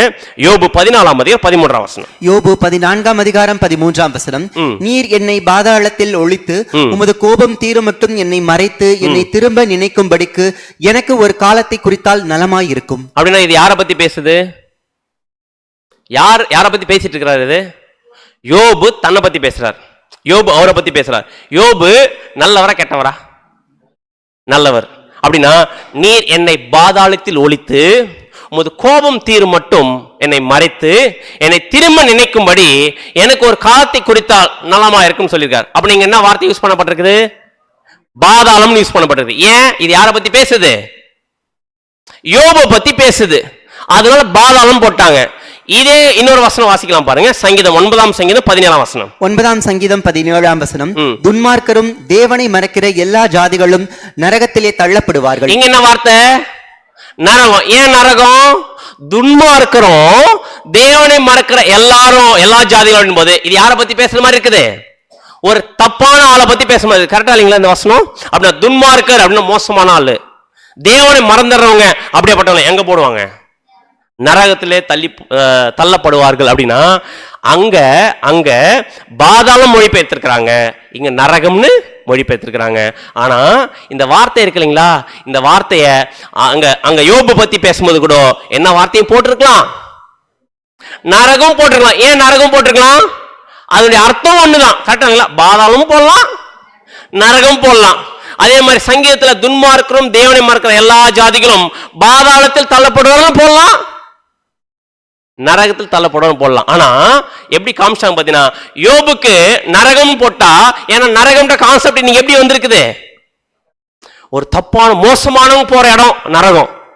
அதனால என்ன போட்டாங்க பாத்தீங்கன்னா, அந்த மோசமான போறவங்க இடம் நரகம் சொன்னதுனால யோபுக்கு நரகம் போட்டா என்ன ஆயிடும்? பிரச்சனை ஆயிடும். அதனால அங்க என்ன போடு? பாதாளம் டிரான்ஸ்லேட் பண்ணுங்க. ஆனா துன்மார்க்கர் வர இடத்துல அவர் எப்படிப்பட்ட ரொம்ப மோசமானவங்க, அவங்க பாதாளம் எல்லாம் போடக்கூடாது, கிரேவ் எல்லாம் போடக்கூடாது. என்னன்னு போடு? நரகன் போடு. ஏன்னா அவங்க எரியில எண்ணெய் சட்டில் போய் வேதனை படணும் அப்படின்ற ஒரு தவறான கருத்து அந்த உபதேசம் இருந்ததுனால மொழிபெயர்க்கும் போது இந்த வார்த்தைகளை பயன்படுத்திட்டாங்க. ஆனா இந்த 2 வார்த்தையினுடைய ஹீப்ரு வார்த்தை ஒரே வார்த்தை. அதை நம்ம போய் பார்க்கலாம் பாருங்க. யோபு 14:13 என்ன வார்த்தை யூஸ் பண்ணப்பட்டிருக்கு அப்படின்னு பாத்தீங்கன்னா, கிரேவ் அப்படின்னு வார்த்தை யூஸ் பண்ணப்பட்டிருக்குது. கிரேவ் அப்படின்னா பாதாளம் அப்படின்னு யூஸ் பண்ணப்பட்டிருக்கு. அதனுடைய ஹீப்ரு வேர்ட் என்ன பாத்தீங்கன்னா ஷியோல் அப்படின்ற வார்த்தை. யோபுக்கு பயன்படுத்தின அந்த ஒரு வார்த்தை ஷியோல் ஹீப்ருல. அதை இங்கிலீஷ்ல எப்படி மொழிபெயர்த்திருக்கிறாங்க? கிரேவ் அப்படின்னு மொழிபெயர்த்திருக்கிறாங்க. ஆனா இதே ஒரு விஷயம் என்னன்னு பாத்தீங்கன்னா, இந்த ஷியோல் வார்த்தைக்கு என்ன வார்த்தை பயன்படுத்திக்கலாம்? கிரேவ்னு போடலாம், ஹெல்லுன்னு போடலாம், பிட்டுன்னு போடலாம். ஆனா இங்க யோபு பத்தி சொன்னனால அங்க என்ன பண்றாங்க? கிரேவ் போட்டாங்க. இதே சங்கீதம் 9:17 9 சங்கீதம் 17 என்ன போட்டிருக்காங்க பாத்தீங்கன்னா ஹெல் அப்படின்னு போட்டிருக்காங்க. ஆனா அதனுடைய எபிரேய வார்த்தை ஷியோல், அதே வார்த்தை. ஆனா போட்டிருக்கிறது இங்கிலீஷ்ல பாத்தீங்கன்னா ஹெல். என்ன போடலாம்? கிரேவ்னு போடலாம், ஹெல்லுன்னு போடலாம், பிட்டுன்னு போடலாம். அப்படின்னா என்ன என்ன என்ன எப்படி காமிச்சிட்டாங்க பாத்தீங்கன்னா, தப்பானவங்களா ஹெல்லு, நரகம், எரியிற எண்ணெய் சட்டி. ஆனா நல்ல ஆளுங்களா அவங்களுக்கு என்ன போட்டுறது? ஷியோல். அப்படின்னா இதோட அர்த்தம் ஒண்ணுதான். யோபு பத்தி சொல்லப்பட்ட வசனத்திலையும் நரகனும் போடலாம், பிட்டுன்னு போடலாம், கிரேவனு போடலாம். ஆனா அதே நேரத்தில் இங்க துன்மார்க்கரை பத்தி பேசும்போது கூட கிரேவனு போடலாம், ஹெல்லுன்னு போடலாம், பிட்டுன்னு போடலாம். ஆனா தவறா உபதேசம் இருக்கிறதுனால எந்த இடத்துல எந்த வார்த்தை போட்டா அந்த ஒரு கான்செப்ட் கரெக்டா மேட்ச் ஆகுமோ அந்த மாதிரி டிரான்ஸ்லேட் பண்ணியிருக்காங்க. அதான் நம்ம பார்க்கறோம். இந்த ஒரு விஷயத்தை நீங்க பாருங்க. யோபுல சங்கீதத்துல ஒரிஜினல் என்னன்னா இருக்குது? Sheol, Sheol. இங்கிலீஷ்ல என்ன மொழிபெயர்த்திருக்காங்க? அங்க கிரேவ், இங்க ஹெல். தமிழ்ல மொழிபெயர்த்திருக்காங்க பாதாளம், நரகம். அப்படின்னா இந்த வசனத்துல யோபு பத்தி சொல்றதுனால எப்படி போட்டிருக்காங்க, அந்த வசனத்துல துன்மார்க்கர் பத்தி சொன்னதுனால எப்படி போட்டிருக்கிறாங்க. ஏன்? இந்த மாதிரி ஒரு உபதேசம் இருக்கிறதுனால அது என்ன ஆகும் பார்த்தீங்கன்னா, அதுக்கு என்கரேஜ் பண்ற மாதிரி டிரான்ஸ்லேட் பண்ணக்கூடியவங்க இந்த மாதிரி வார்த்தைகளை பயன்படுத்தினால ஒரு தவறான உபதேசம் என்ன பண்ணியிருக்கும் பார்த்தீங்கன்னா வந்திருக்குது. இது தெரியாம நம்ம சர்ச்சில் எல்லாம் என்ன பண்ணியிருக்காங்க பார்த்தீங்கன்னா, துன்மார்க்கர் செஞ்சான் எங்க போயிடுவேன்? நீ நரகத்து போயிடுவேன். ஆனா நரகனை எரியிற என்ன சட்டியா இல்லை. ஆனா இன்னொரு விஷயம் என்ன தெரியுங்களா, ஒரே ஒரு வசனத்துல பழைய ஏற்பாட்டுல ஒரே ஒரு வசனம் 3மே வந்திருக்கு. மூணுமே வந்திருக்கு. ஆனா மூணு ஒரே ஒரு வசனத்துல மூணு வார்த்தையும் பயன்படுத்த இருக்குது. ஆனா மூணுத்துக்கு ஒரே ஒரு ஹீப்ரு வார்த்தை தான் ஷியோல். ஆனா ஷியோல் வார்த்தையை மொழிபெயர்க்கும் போது வேற வேற மாதிரி மொழிபெயர்த்திருக்காங்க. அந்த வசனம் வாசிக்கலாம் பாருங்க. ஏசாயா 38 வசனம். ஏசாயா 38:18 பாதாளம் உம்மை துதியாது, பாதாளம் உம்மை துதியாது, மரணம் உம்மை போற்றாது, மரணம் உம்மை போற்றாது, குழியில் இறங்குகிறவர்கள் உம்முடைய சத்தியத்தை தியானிப்பதில்லை. குழியில் இறங்குகிற ஒரு சத்தியத்தை என்ன பண்ண மாட்டதில்ல, தியானிக்கிறதுல. ஆனா இந்த மூணு பாதாளம், மரணம், குழி, இந்த மூணுத்துக்கும் என்னதான் ஹீப்ரு வேர்ட் பாத்தீங்கன்னா ஷியோல், ஷியோல், ஷியோல். அந்த மூணு இடத்துல ஒரே மாதிரி பாதாளம், பாதாளம், பாதாளம் கூட போட்டிருக்கலாம், குழி, குழி, குழின்னு போட்டிருக்கலாம், அதே இடத்துல மரணம், மரணம், மரணம் போட்டிருக்கலாம். ஆனா ஷியோல்ன்ற வார்த்தை ஒண்ணுதான். ஆனா மொழிபெயர்க்கும் போது மூணு வார்த்தைகளை பயன்படுத்தும் போது நம்முடைய புரிதல் தவறா சொல்லி வச்சிருக்கனால நம்ம படிக்கும்போது தவறா அண்டர்ஸ்டாண்ட் பண்ணிக்கிற எரியிற எண்ணெய் சட்டி. புரியுதுங்களா? ஆனா மூணுமே ஒண்ணு தானே. பாதாளம் உம்மை துதியாது. செத்து போயிட்டு யாராவது துதிக்க முடியுமா? பாதாளத்துக்கு போயிட்டு, பாதாளம் மீன்ஸ் பாதத்துக்கு கீழ் உள்ள ஆழம். தமிழ் அழகா இருக்கு பாருங்க, பாதத்துக்கு கீழ் உள்ள ஆழம். அப்படி செத்து போயிட்ட மனுஷன் எங்க தான் புதைக்க முடியும்? பாதத்துக்கு கீழ் உள்ள ஆழத்துல புதைக்க முடியும். அப்படின்னா பாதத்துக்கு கீழ் உள்ள ஆழத்துல போறவங்க துதிக்க முடியுமா? துதிக்க முடியாது. மரணம் உம்மை போட்டாது. மரணத்தில் இருக்கிறவங்க போட்டுருவாங்களா? போட்ட மாட்டாங்க. குழியில் இறங்குறவர்கள் சத்தியத்தை தியானிக்க முடியுமா? தியானிக்க முடியும். குழி எது? செத்து போயிட்டு குழி நோண்டி புதைக்கிற இடத்துல பண்ண முடியாது. அப்படின்னா இந்த வார்த்தை ஒரே ஒரு வார்த்தை தான், அர்த்தம் ஒண்ணுதான். பட் சொல்லி கொடுத்தவங்க நமக்கு எப்படி சொல்லி கொடுத்துருக்குறாங்க? தவறா உபதேசம் பண்ணதுனால இன்னி வரைக்கும் நம்முடைய ஆண்டவரை தப்பா நாம் பார்த்துருக்கிறோம், கொடூரமானவரா பார்த்துருக்கிறோம், மோசமான கடவுளா அப்படி சொல்லி சொல்லி பயமுத்துறது. தப்பு பண்ண நரகத்தில் போட்டு வர நம்முடைய ஆண்டவர் அவ்வளவுதானே அப்படின்னு சொல்லும்போது அதுக்காக பயந்து அப்படி பயப்பட எதிர்பார்க்குற நம்முடைய ஆண்டவர் இல்லையே. அவர் அன்பும் இரக்கமுள்ள தேவன் நம்முடைய ஆண்டவர் போது அவர் இரக்கத்தோட கிருபையோட அவர் என்ன பண்ண பார்த்தீங்கன்னா இருக்கணும். அதே இப்ப நம்முடைய கேள்வி நரகத்துல வெளிச்சமா இருக்குமா, இருட்டா இருக்குமா? இது வரைக்கும் நம்ம கேட்ட உபதேசத்துல நரகத்துல இருட்டா இருக்குமா, வெளிச்சமா இருக்குமா? அங்கதான் நெருப்பு எரியுதா பிரதர், எப்படி இருட்டா இருக்கும்? கேட்குற கேள்வி புரியுதுங்களா? எரியுது என்னச்சு நல்லா எரியுது, நல்லா தகதகன்னு எரியுதுங்க. எங்கேயாச்சும் வீடு எரியும் போது அப்படியே இருட்டா இருக்குமா? அந்த இடம் வெளிச்சமா தானே இருக்கும். அப்படின்னா இதுல நமக்கு என்ன வரமாட்டேங்குது, தெளிவா இருக்க மாட்டேங்குது. அப்படின்னா நரகம் அப்படின்னா அந்த இடத்துல நல்லா நெருப்பு தகதகன்னு எரிஞ்சிட்டு இருக்கும்போது அங்க என்ன எப்படிதான் இருக்கும்? வெளிச்சமா தான் இருக்கும். ஆனா இது வரைக்கும் நம்ம கேட்ட உபதேசம் இப்படி இருக்கு. ஆனா வசனம் என்ன சொல்லுதுன்னு பாத்தீங்கன்னா யோபு 17:13 வசனம். யோபு 17:13 அப்படி நான் காத்து கொண்டிருந்தாலும் பாதாளம் எனக்கு வீடாயிருக்கும், இருளில் என் படுக்கையை போடுவேன். நான் காத்து கொண்ட பாதாளம் எனக்கு வீடாயிருக்கும், இருள் என் படுக்கையை போடுவேன் அப்படின்றார். அப்படின்னா இங்க யோபு என்ன சொல்றாரு? பாதாளம் என் வீடா இருக்கு, நான் என்ன ஆயிடுவேன்? செத்துட்டு நான் என்ன பண்றேன்? போயிட்டு அமைதியா படுத்துப்பேன். படுக்கிற இடம் எப்படி இருக்குன்னு சொல்றாரு? இருட்டா இருக்குன்னு சொல்றாரு. அந்த பாதாளம்ன்ற வார்த்தை என்ன வார்த்தை? கிரேவ். கிரேவ்ன்ற வார்த்தை என்ன போட்டிருக்குது? ஷியோல்னு போட்டிருக்குது. அப்படின்னா இந்த இடம் எதை பத்தி பேசுறாருன்னா யோபு செத்து போயிட்டதுக்கு அப்புறமா நான் போய் படுக்கக்கூடிய இடத்த பத்தி பேசுறார். படுக்கக்கூடிய உதாரணத்துக்கு செத்து போயிட்டு அப்புறம் மனுஷன் புதைச்சிருவாங்க இல்லையா? புதைச்ச உடனே அந்த இடம் எப்படி இருக்கும்? வெளிச்சமா இருக்குமா? குழி நோண்டி புதைச்சிட்டாங்க, எப்படி இருக்கும் அந்த இடம்னு கேட்கிறேன். இருள். அதான் சொல்றாரு, இருள் என் படுக்கை என்ன பண்ணுவேன்? போடுவேன்னு சொல்றாரு. அப்படின்னா அடுத்த கேள்வி, நரகத்துல சைலண்டா இருப்பாங்களா, ஒரே சத்தமா இருக்குமாங்க? சத்தமா இருக்கும். இது நம்ம கேட்ட உபதேசம். ஆனா வசனம் என்ன சொல்லுதுன்னு பாத்தீங்கன்னா 31 சங்கீதம் 17 வசனம். 31 சங்கீதம் 17 வசனம். கர்த்தாவே உம்மை நோக்கி கூப்பிட்டேன், நான் வெட்கப்பட்டு போகாதபடி செய்யும். துன்மார்க்கர் வெட்கப்பட்டு பாதாளத்தில் மௌனமாய் இருக்கட்டும். பாதாளத்துல போய் மௌனமா இருக்க முடியுமா? இன்னி வரைக்கும் நம்ம கேட்ட உபதேசத்துல பாதாளத்துல எப்படி இருப்பாங்க? ஐயோ அம்மானு கத்திட்டு இருப்பான்னு இருக்குது. ஆனா வசனம் சொல்ல துன்மார்க்கர் வெட்கப்பட்டு பாதாளத்தில் மௌனமா இருக்கட்டும் அப்படின்றாருன்னா அந்த ஒரு பாதாளம் எதுன்னு பாத்தீங்கன்னா கிரேவ். அந்த கிரேவ்ன்ற வார்த்தை ஹீப்ரோ வார்த்தை ஷியோல். அப்படின்னா இந்த துன்மார்க்கர் வெட்கப்பட்டு பாதாளத்தில் மௌனமா இருக்கட்டும் அப்படின்னா இது எரியிற எண்ணெய் சட்டை பத்தி பேசுதா?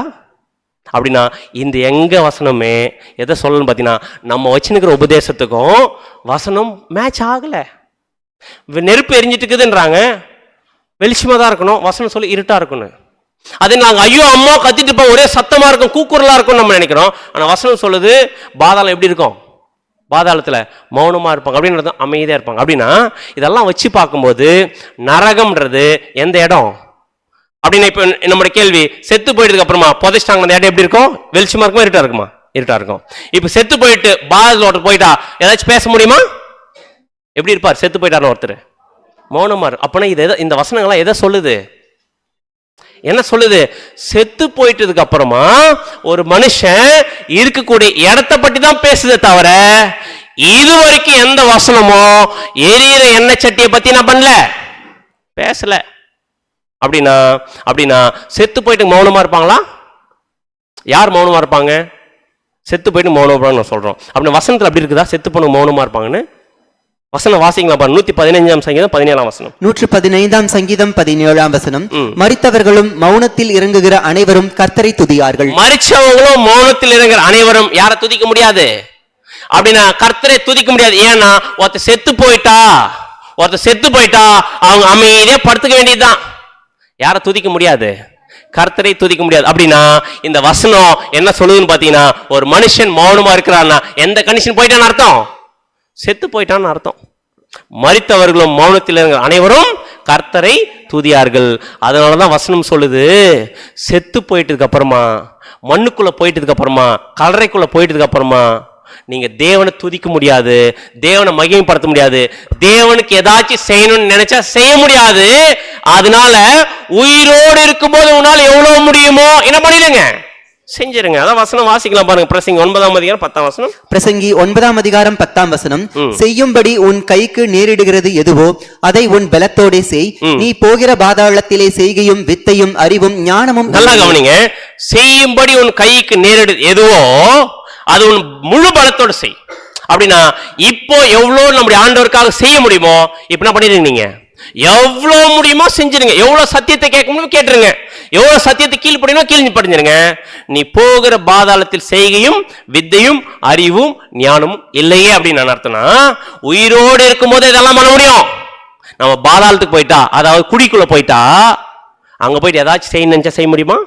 ஏதாச்சும் அவருக்கு சத்தியத்தை தெரிஞ்சுக்க முடியுமா? எதுவுமே செய்ய முடியாது. அதான் சொல்றாரு, பாதாளத்தில் செய்கையும் வித்தையும் அறிவும் ஞானமும் இல்லை. அப்படின்னா உயிரோடு இருக்கும்போது சத்தியத்தை கேட்டுருங்க. உயிரோடு இருக்கும்போது டைம் ஸ்பெண்ட் பண்ணி கர்த்தருடைய ஆண்டவரை வார்த்தையை கேட்டுருங்க. செத்து போயிட்டா ஒன்றும் பண்ண முடியாது. அப்படின்னா இந்த வசனத்திலலாம் பார்க்கும்போது நரகம்ன்றது எதுன்னு சொல்லுது வசனம்? இதுதான் நரகம். என்ன பிரதர் இவ்வளவு சிம்பிளா சொல்லிட்டீங்கன்னு கேக்குறீங்களா? ஆமா, ஷியோல் அப்படின்ற வார்த்தையினுடைய அர்த்தம் ஹெல், கிரேவ், பிட், நரகம், பாதாளம் எல்லாமே இததான் சொல்லுது. அப்படின்னா மனுஷன் செத்து போயிட்டதுக்கு அப்புறமா புதைச்சி வைக்கக்கூடிய இடம் தான் எதுன்னு பாத்தீங்கன்னா நரகம், பாதாளம், ஹெல், கிரேவ், பிட், ஷியோல். அப்படின்னா இன்னை வரைக்கும் நம் எரியிற எண்ணெய் சட்டின்னு கேட்டுங்கெல்லாம் பொய். சத்தியத்தை அறிவீர்கள், சத்தியம் உங்களை விடுதலையாக்கும். அதே நேரத்தில் அந்த வார்த்தை இருக்கு நரகம்ன்ற வார்த்தை, அதை பிரிச்சு சொல்லுங்க பார்க்கலாம். பிரித்து எழுதுக்கவே தெரியாதா? நரர் பிளஸ் அகம், கரெக்டா இல்லைங்களா? நரர்னா நரபலி கொடுக்குறாங்க இல்லைங்களா, அது என்னதுங்க?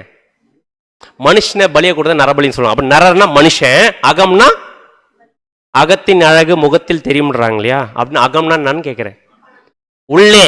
அப்படின்னா நரகம்னா மனுஷன் உள்ளே இருக்கிற இடம் தான் எதுன்னு பார்த்தீங்கன்னா நரகம். மனுஷன் செத்துட்டதுக்கு அப்புறம் மனுஷன் உள்ள இருப்பான் பாத்தீங்களா, அந்த இடத்துக்கு பேர் தான் பார்த்தீங்கன்னா நரகம். அப்படின்னா மனுஷன் செத்து போயிட்டதுக்கு அப்புறமா எங்க இருக்க போறான்?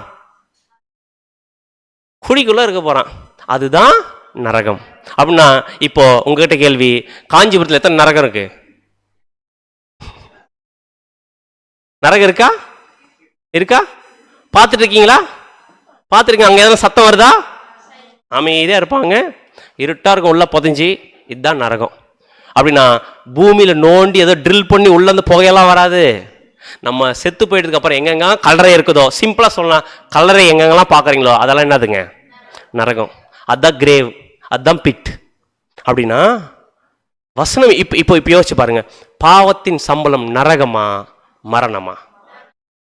பாவத்தின் சம்பளம் மரணமா நரகமா? ஆதாம் கிட்ட தப்பு பண்ணும்போது, தப்பு பண்ணியனா நரகத்துக்கு போயிட்டுன்னு சொன்னாரா, செத்துருவன்னு சொன்னாரா? செத்துருவன்னு சொன்னாரு. செத்துருவன்னு அர்த்தம் அவ்வளவுதான், பாவம் உயிர் போயிடும். பாவம் பண்ணிட்டேன்னா நீ செத்துருவ. செத்துட்ட நீ என்ன பண்ண முடியாது, எதுவுமே செய்ய முடியாது. பாவத்தின் சம்பளம் மரணம். அதே மாதிரி ஒரு மனுஷன் பாவம் செஞ்சுட்டே இருந்தானா அவன் செத்துருவான். செத்துட்டானா மண்ணுக்குள்ள போய் படுத்துருவான். அதுதான் பனிஷ்மெண்ட். இப்போ நம்முடைய ஆண்டவர் யாரை உயிரோட எழுப்ப போறாரு? பாவத்துல இருந்து செத்து போயிட்டு கல்லறைக்குள்ள இருக்கிற ஜனங்களை தான் நம்முடைய ஆண்டவர் என்ன பண்ண போறாரு? இன்னொரு நாள் அவருடைய ஆண்டவருடைய ராஜ்யத்துல உயிரோட எழுப்ப போறார். யார உயிரோட எழுப்பார்? செத்து போயிட்டு கல்லறையில, ஹெல்லுல, நரகத்துல, பாதாத்துல இருக்கக்கூடிய ஜனங்களை எழுப்ப போறார். அப்படின்னா நரகம்னா என்னன்னு சிம்பிளா புரிஞ்சுச்சு. நம்ம குடிக்குள்ள போயிருக்கக்கூடிய கல்லறை தான் நரகம். அப்படின்னா இது ஹீப்ரூ வேர்ட்ல பார்த்துட்டோம். இப்போ எதுக்குள்ள போலாம்? புதிய ஏற்பாடுக்குள்ள போலாம். புதிய ஏற்பாடு என்னென்ன வார்த்தை யூஸ் பண்ணப்பட்டிருக்கு? Hades, Gehenna, Tartarus. இந்த 3 வார்த்தைகள் நம்ம பயன்படுத்தப்பட்டிருக்குது. அப்படின்னா இப்போ நம்முடைய கேள்வி, ஹேடஸ் அப்படின்ற வார்த்தை எத்தனை முறை பைபிள்ல வந்திருக்கு அப்படின்னு பார்த்தீங்கன்னா மொழிபெயர்த்திருக்காங்க. ஹேடஸ்ன்ற வார்த்தையை எத்தனை முறை மொழிபெயர்த்திருக்காங்க பார்த்தீங்கன்னா 11 முறை மொழிபெயர்த்திருக்கிறாங்க. கெஹன்னான்ற வார்த்தை எத்தனை முறை மொழிபெயர்த்திருக்காங்க பார்த்தீங்கன்னா 12 முறை மொழிபெயர்த்திருக்கிறாங்க. டார்டரோ அப்படின்ற வார்த்தை எத்தனை முறை மொழிபெயர்த்திருக்காங்க பார்த்தீங்கன்னா 1 முறை மொழிபெயர்த்திருக்காங்க. இப்போ என்ன பண்ண போறோம் பார்த்தீங்கன்னா அது எங்கெங்க இருக்கு, அதனுடைய அர்த்தம் என்னன்னு நம்மளால பார்க்கலாம். ஸோ ஃபர்ஸ்ட் எந்த வார்த்தைக்குள்ள போகலாம் அப்படின்னு பார்த்தீங்கன்னா ஹேடஸ். ஹேடஸ் அப்படின்ற வார்த்தை இருக்கு இல்லைங்களா? இந்த வார்த்தை ஹீப்ருல ஷியோல்ன்ற வார்த்தை இருக்கு பாத்தீங்களா? ஷியோல்ன்ற வார்த்தையுடைய அர்த்தம் என்னவோ அது அப்படியே கரெக்டா கொடுக்கறதா இது மாதிரி ஹேடஸ். சொல்றது புரியுதுங்களா? இப்போ நம்ம பார்த்த மாதிரி வாட்டருக்கு தண்ணின்னு சொல்றோம் இல்லைங்களா? அந்த மாதிரி ஹேடஸ் ஷியோல்ன்ற வார்த்தையை அப்படியே கிரீக்ல சொல்லணும்னா ஹேடஸ் அப்படின்னு சொல்லுவாங்க. அதான் நாம் பார்க்கிறோம். ஒரு வசனம் வாசிக்கலாம் பாருங்க. அப்போஸ்தலர் 2ஆம் அதிகாரம் 27ஆம் வசனம். அப்போஸ்தலர் 2ஆம் அதிகாரம் 27ஆம் வசனம். என் ஆத்துமாவை பாதாளத்தில் விடீர், என் ஆத்துமாவை பாதாளத்தில் விடீர், உம்முடைய பரிசுத்தர் அழிவை காண ஒட்டி. இங்க பாதாளம் போட்டிருக்கு பாத்தீங்களா? இந்த பாதாளன்ற வார்த்தை இங்கிலீஷ்ல ஹெல் அப்படின்னு மொழிபெயர்த்திருக்கிறாங்க. ஹெல்ன்ற வார்த்தை மொழிபெயர்த்திருக்காங்க. இதனுடைய கிரீக் வார்த்தை என்ன பாத்தீங்கன்னா ஹேடஸ் அப்படின்ற வார்த்தை. கிரீக்ல ஹேடஸ் என்ற வார்த்தை இருக்குது. பாதாளம் இங்கிலீஷ்ல ஹெல், அது பாத்தீங்கன்னா ஹேடஸ் அந்த ஒரு வார்த்தை தான் பார்த்தீங்கன்னா மொழிபெயர்த்திருக்குது. அதே நேரத்தில் நம்முடைய ஆண்டவராக இயேசு கிறிஸ்துவை பத்தி சொல்லும்போது இங்க ஹெல்னு போட்டாங்க, அதே ஹேடஸ்ன்ற வார்த்தைக்கு. ஆனா இதே ஒரு ஹேடஸ்ன்ற வார்த்தையை வேற இடத்துல வரும்போது என்ன வார்த்தை இங்கிலீஷ்ல யூஸ் பண்ணோம்? ஹெல்னு தான் யூஸ் பண்ணோம். ஆனா என்ன பண்ணிருக்காங்க பாத்தீங்கன்னா அதே ஒரு வார்த்தையை நம்முடைய ஆண்டவர் பயன்படுத்தும் போது எப்படி பயன்படுத்திருக்காங்க பாத்தீங்கன்னா வசனம் வாசிக்கலாம். அப்போஸ்தலர் 2ஆம் அதிகாரம் 31ஆம் வசனம். 31ஆம் வசனம். அவன் கிறிஸ்துவினுடைய ஆத்துமா பாதாளத்திலே விடப்படுவதில்லை என்றும் அவருடைய மாம்சம் அழிவை காண்பதில்லை என்றும் முன்னறிந்து அவர் உயிர்த்தெழுதலை குறித்து இப்படி சொன்னான். அப்போ நம்முடைய ஆண்டவராகிய இயேசு கிறிஸ்துவை பத்தி சொல்லும்போது கிறிஸ்துவுடைய ஆத்துமா பாதாளத்தில் விடப்படுவதில்லை அப்படின்னா இந்த இடத்துல இங்கிலீஷ்ல ஹெல்னு போட்டிருக்காங்க. ஆனா தமிழ் என்ன மொழிபெயர்த்துக்கணும்? ஹெல்னா வார்த்தை நரகம் தான் கேள்விப்பட்டிருக்கேன் இன்னி வரைக்கும். ஆனா என்ன போட முடியாது? அங்க நம்முடைய ஆண்டவரை நரகத்துல விடப்படுவதில்லை சொல்ல முடியுமா? நரகத்தில் விடப்படும்னு சொல்லிட்டாங்கன்னா என்ன ஆயிடும்? அது நம்முடைய ஆண்டவரை தவறா சொல்ற மாதிரி ஆயிடும். அப்படின்னா இந்த இடத்துல எது கரெக்டா போடணும், எந்த வார்த்தை போட்டா நம்ம தப்பிச்சுக்கலாம், எந்த வார்த்தை போட்டா நம்ம மாட்டிப்போம் தெளிவா என்ன பண்ணிருக்காங்க பாத்தீங்கன்னா போட்டுக்கோங்க. ஏன்னா இது எல்லாமே இந்த உபதேசத்தின் மூலமா வரக்கூடிய ஆதாயத்தை பேஸ் பண்ணி நம்ம பார்த்தீங்கன்னா செயல்படுத்திருக்கிறாங்க. தவறான உபதேசம் சொல்லி இன்னைக்கு என்ன பண்ணிருக்காங்க பாத்தீங்கன்னா இது ஒரு ஆதாயத்துக்காக நம்ம பயன்படுத்திருக்குது. ஏன்னா இங்க நம்முடைய ஆண்டவரை பத்தி சொல்லும் போது ஹெல்ன்ற வார்த்தை இங்கிலீஷ்ல இருக்குது, தமிழ் நரகம் போட்டிருக்கணும். ஆனா ஏன் நரகம் போடலனா போட்டா பிரச்சனை, அதெல்லாம் போடல. ஆனா இதே ஒரு விஷயத்தை ஹேடஸ்ன்ற வார்த்தை என்னென்ன போடலான்னு பாத்தீங்கன்னா இந்த ஹேடஸ்ன்ற வார்த்தையை கிரேவ்னு மொழிபெயர்க்கலாம், ஹெல்னு மொழிபெயர்க்கலாம். இங்க நம்முடைய ஆண்டவர் கிரேவ்னு போட்டாங்க. எங்க கிரேவ் மீன்ஸ் தமிழ்ல பாதாளம் போட்டாங்க, ஆனா இங்கிலீஷ்ல போட்டிருக்காங்க ஹெல்னு போட்டிருக்காங்க. ஆனா நரகன் போட்டுதானே இருக்கும், பிரச்சனையா இருக்கும். ஆனா இதே மாதிரி வெளிப்படுத்தின விசேஷத்துல இப்ப நம்ம நல்லா தெரியும் ஹேடஸ் வார்த்தையோட அர்த்தம் என்ன, ஷியோலுக்கு என்ன அர்த்தமோ அதேதான். கரெக்டா இல்லைங்களா? ஹேடஸ் வார்த்தையோட அர்த்தம் என்னன்னு கேட்கிறேன். எரியுற எண்ணெய் சட்டியா? அது என்னதான் கிரேவ், ஹெல். கிரேவ்னா என்ன? கிரேவ்னா மூடி வைத்தல், கல்ற. அதே மாதிரி ஹெல்னா மூடி வைத்தல். அப்படின்னா அது ஹேடஸ் வார்த்தை என்ன சொல்லுது? மனுஷன் செத்து போயிட்டு இருக்கக்கூடிய இடத்த தான் கிரீக்ல சொல்லணும்னா ஹேடஸ். இததான் வெளிப்படுத்தும் விசேஷத்துல நம்ம வாசிக்கலாம் பாருங்க. வெளிப்படுத்தல் 20ஆம் அதிகாரம் 13ஆம் வசனம். வெளிப்படுத்தல் 20ஆம் அதிகாரம் 13ஆம் வசனம். சமுத்திரம் தன்னில் உள்ள மரித்தோரை ஒப்புவித்து. நம்முடைய ஆண்டவராகிய இயேசு ராஜ்யம் வரும்போது உயிர் தேர்ந்து வரப்போறாங்க இல்லையா ஜனங்கள் எல்லாருமே. எங்க இருக்கிற உயிர் தேர்ந்து வரப்போறாங்க? செத்து போயிட்டு இருக்கிற ஜனங்கள் உயிர் தேர்ந்து வரப்போறாங்க. உயிர் தேர்ந்து வரக்கூடிய ஜனங்களை பத்தி சொல்லும்போது சமுத்திரம் தன்னில் உள்ளதை மரித்தோரை ஒப்புவித்தது, செத்து போனவங்களை ஒப்புவிக்கும். அடுத்தது மரணமும் பாதாளமும் தங்களில் உள்ள மரித்தோரை ஒப்புவித்தன. மரணமும் பாதாளமும் தங்களுள்ள மரித்தோரை ஒப்புவித்தன அப்படின்னு இருக்கு பாத்தீங்களா. இங்க தமிழ்ல பாதாளம் போட்டிருக்காங்க, ஆனா இங்கிலீஷ் என்னன்னு இருக்கு? ஹெல்னு இருக்கு. ஆனா என்ன போட்டுக்கணும்? என்ன போட்டிருக்கலாம்? நரகன் போட்டிருக்கணும். இங்கிலீஷ் ஹெல்லுனா தமிழ் என்ன போட்டிருக்கணும்? நரகன் போட்டுக்கணும். நரகன் போட்டா இந்த வசனம் எப்படி ஆயிடுன்னு பாத்தீங்கன்னா, மரணமும் நரகமும் தங்களுள்ள மரித்தோரை ஒப்புவித்தன அப்படின்னு சொன்னா நரகத்தில் இருக்கிறவங்க வெளியே வருவாங்க அப்படின்னு வந்துடும் இல்லைங்களா. அப்ப நரகத்தில் நித்திய வேதனை எல்லாம் இல்லைன்ற ஒரு கான்செப்ட் வந்துருன்றதுக்காக அதை அப்படியே மெயின்டைன் பண்ணுறதுக்காக இந்த இடத்துல என்ன போட்டான்னு பாத்தீங்கன்னா, ஹெல்லுன்ற வார்த்தை இங்கிலீஷ் இருந்தா கூட என்னன்னு போடு, பாதாளம் போடு. நரகன் போட்டா நரக நித்திய வேதனை பண்றவங்களா எந்திரிச்சு வந்துடுவாங்க. நம்முடைய ஆண்டவர் கூப்பிட்டாருன்னு சொன்னா இது தப்பா போய் நமக்கு, அதனால இந்த இடத்துல பாதாளம் போட்டுரு அப்படின்ட்டு என்ன பண்றாங்க பாத்தீங்கன்னா பாதாளம் போட்டாங்க. ஆனா யோசிச்சு பாருங்க, மரணமும் பாதாளமும் தங்களுள்ள மரித்தோரை ஒப்புவித்தன அப்படின்னா பாதாளத்திலையும் மரணத்தில் யார் இருக்கிறாங்க? மரணத்திலையும் பாதாளத்தில் யார் இருக்கிறாங்க? தங்களுள்ள மரித்தோரை ஒப்புவித்ததுன்னா அவங்க என்ன கண்டிஷன்ல இருக்கிறாங்க? செத்த கண்டிஷன்ல, செத்து போயிட்ட கண்டிஷன்ல இருக்கிறாங்க. அப்படி பாதாளத்துக்கு செத்து போனவங்க, செத்து போயிட்டு இருக்கிறவங்க கிறிஸ்து கூப்பிடும் போது வெளியே வருவாங்கன்றதுதான் இந்த வசனம் சொல்லுது. ஆனா இங்கிலீஷ்ல ஹெல்லுன்னு போட்டுக்கிறாங்க. தமிழ் மொழி ரொம்ப கேர்ஃபுல்லா பார்த்துக்கிறாங்க. ஓ, இந்த இடத்துல நரகன் போட்டா பிரச்சனை, ஏன்னா நம்முடைய ஆண்டவர் உயிர் தேர்ப்புற விஷயம், நரகன் போட்டா இது நம்முடைய உபதேசத்துக்கு மாறிடும் அப்படின்ட்டு பாதாளம் போடு அப்படின்னு என்ன பண்ணாலும் போட்டாங்க. ஆனா இந்த இடத்தினுடைய வார்த்தைக்கு ஹேடஸ் அப்படின்னு வார்த்தை தான் இருக்கு. புரியுதுங்களா? அப்படின்னா சத்தியத்தை மறைச்சி சுய லாபத்துக்காக உபதேசத்தையே மாத்திருக்கிறாங்க, ட்ரூத்தையே மாத்திருக்கிறாங்க. ஏன்னா இன்னைக்கு அதிகமா காணிக்கை வரக்கூடிய உபதேசம் எதுன்னு பாத்தீங்கன்னா இதுதான். ஒழுங்கா காணி கொடுக்கல எங்க போயிடுவேன்? நரகத்துக்கு போயிடுவேன். ஒழுங்கா மாசமா தசம்பாங்க கொடுக்கல எங்க போயிடுவேன்? நரகத்துக்கு போயிடுவேன். அவ்வளவுதான், பாத்துக்கோ. அங்க போய் வேதனைப்படுறத இப்பயே நீ என்ன பண்ணிக்காத, கொடுத்துக்கோ. அப்படி இந்த மாதிரி ஒரு தவறான விஷயத்துக்கு பயன்படுத்துறதுக்காக சத்தியத்தினுடைய ஒரிஜினல் உண்மையான சத்தியத்தை என்ன பண்ணிட்டாங்க பாத்தீங்கன்னா மாத்த ஆரம்பிச்சிட்டாங்க. அப்படின்னா நரகம்ன்றது எரியில என்ன சட்டி அப்படின்னு சொல்லிட்டா இந்த வசனத்துக்கு நரகன் போட்டிருக்கணும். வசனம் வாசிக்கலாம் பாருங்க. மத்தேயு 11ஆம் அதிகாரம் 23ஆம் வசனம். மத்தேயு 11ஆம் அதிகாரம் 23ஆம் வசனம். வானபரியந்தம் உயர்த்தப்பட்ட கப்பர்நகூமே. இது எந்த பட்டணத்தை பத்தி பேசுது? வானபரியந்தம் உயர்த்தப்பட்ட கப்பர்நகூம் ஒரு பட்டணம் இருந்துச்சு. அந்த பட்டணத்தை பத்தி சொல்லும் போது நீ பாதாள பரியந்தம் தாழ்த்தப்படுவாய், நீ பாதாள பரியந்தம் தாழ்த்தப்படுவான்னு வசனம் இருக்குது. தமிழ் என்னன்னு போட்டிருக்கிறாங்க? பாதாளம் போட்டுருங்க. ஆனா இங்கிலீஷ்ல போட்டுக்கிறாங்க ஹெல்லுன்னு இருக்குது. ஆனா தமிழ் என்ன மொழிபெயர்த்திருக்கணும்? நரகன் மொழிபெயர்த்திருக்கணும். கரெக்டா இல்லைங்களா? ஹெல்லுன்ற வார்த்தைக்கு நரகம் மொழிபெயர்த்திருக்கணும். ஆனா நரகன் மொழிபெயர்த்திருந்தாங்கன்னா இது எதை பத்தி பேசுது? கப்பர்நகூம் பட்டணத்தை பத்தி பேசுது. அப்ப கப்பர்நகூம் பட்டணம் எரியிற எண்ணெய் சட்டில போக முடியுமா? போட முடியாது. அதனால என்ன பண்ண, இங்க என்ன பண்ணக்கூடாது, நரகன் நம்முடைய கான்செப்ட் பிரகாரம் இதை போட்ட இந்த இடத்துல நரகன் போட்டா அந்த கான்செப்ட் அடி வாங்கணும், அந்த உபதேசமே அடி வாங்கணும். அதனால என்ன பண்ணு பாத்தீங்கன்னா இந்த இடத்துல பாதாளம் போட்டுக்கோ. ஏன்னா இது எதை பத்தி பேசுது? ஒரு தேசத்தை பத்தி பேசுது. ஏன்னா நம்முடைய ஆண்டவர் உபதேசம் பண்ணிட்டு இருக்கும்போது கப்பர்நகூம் பண்ணாத மிராக்கிள் இல்லை.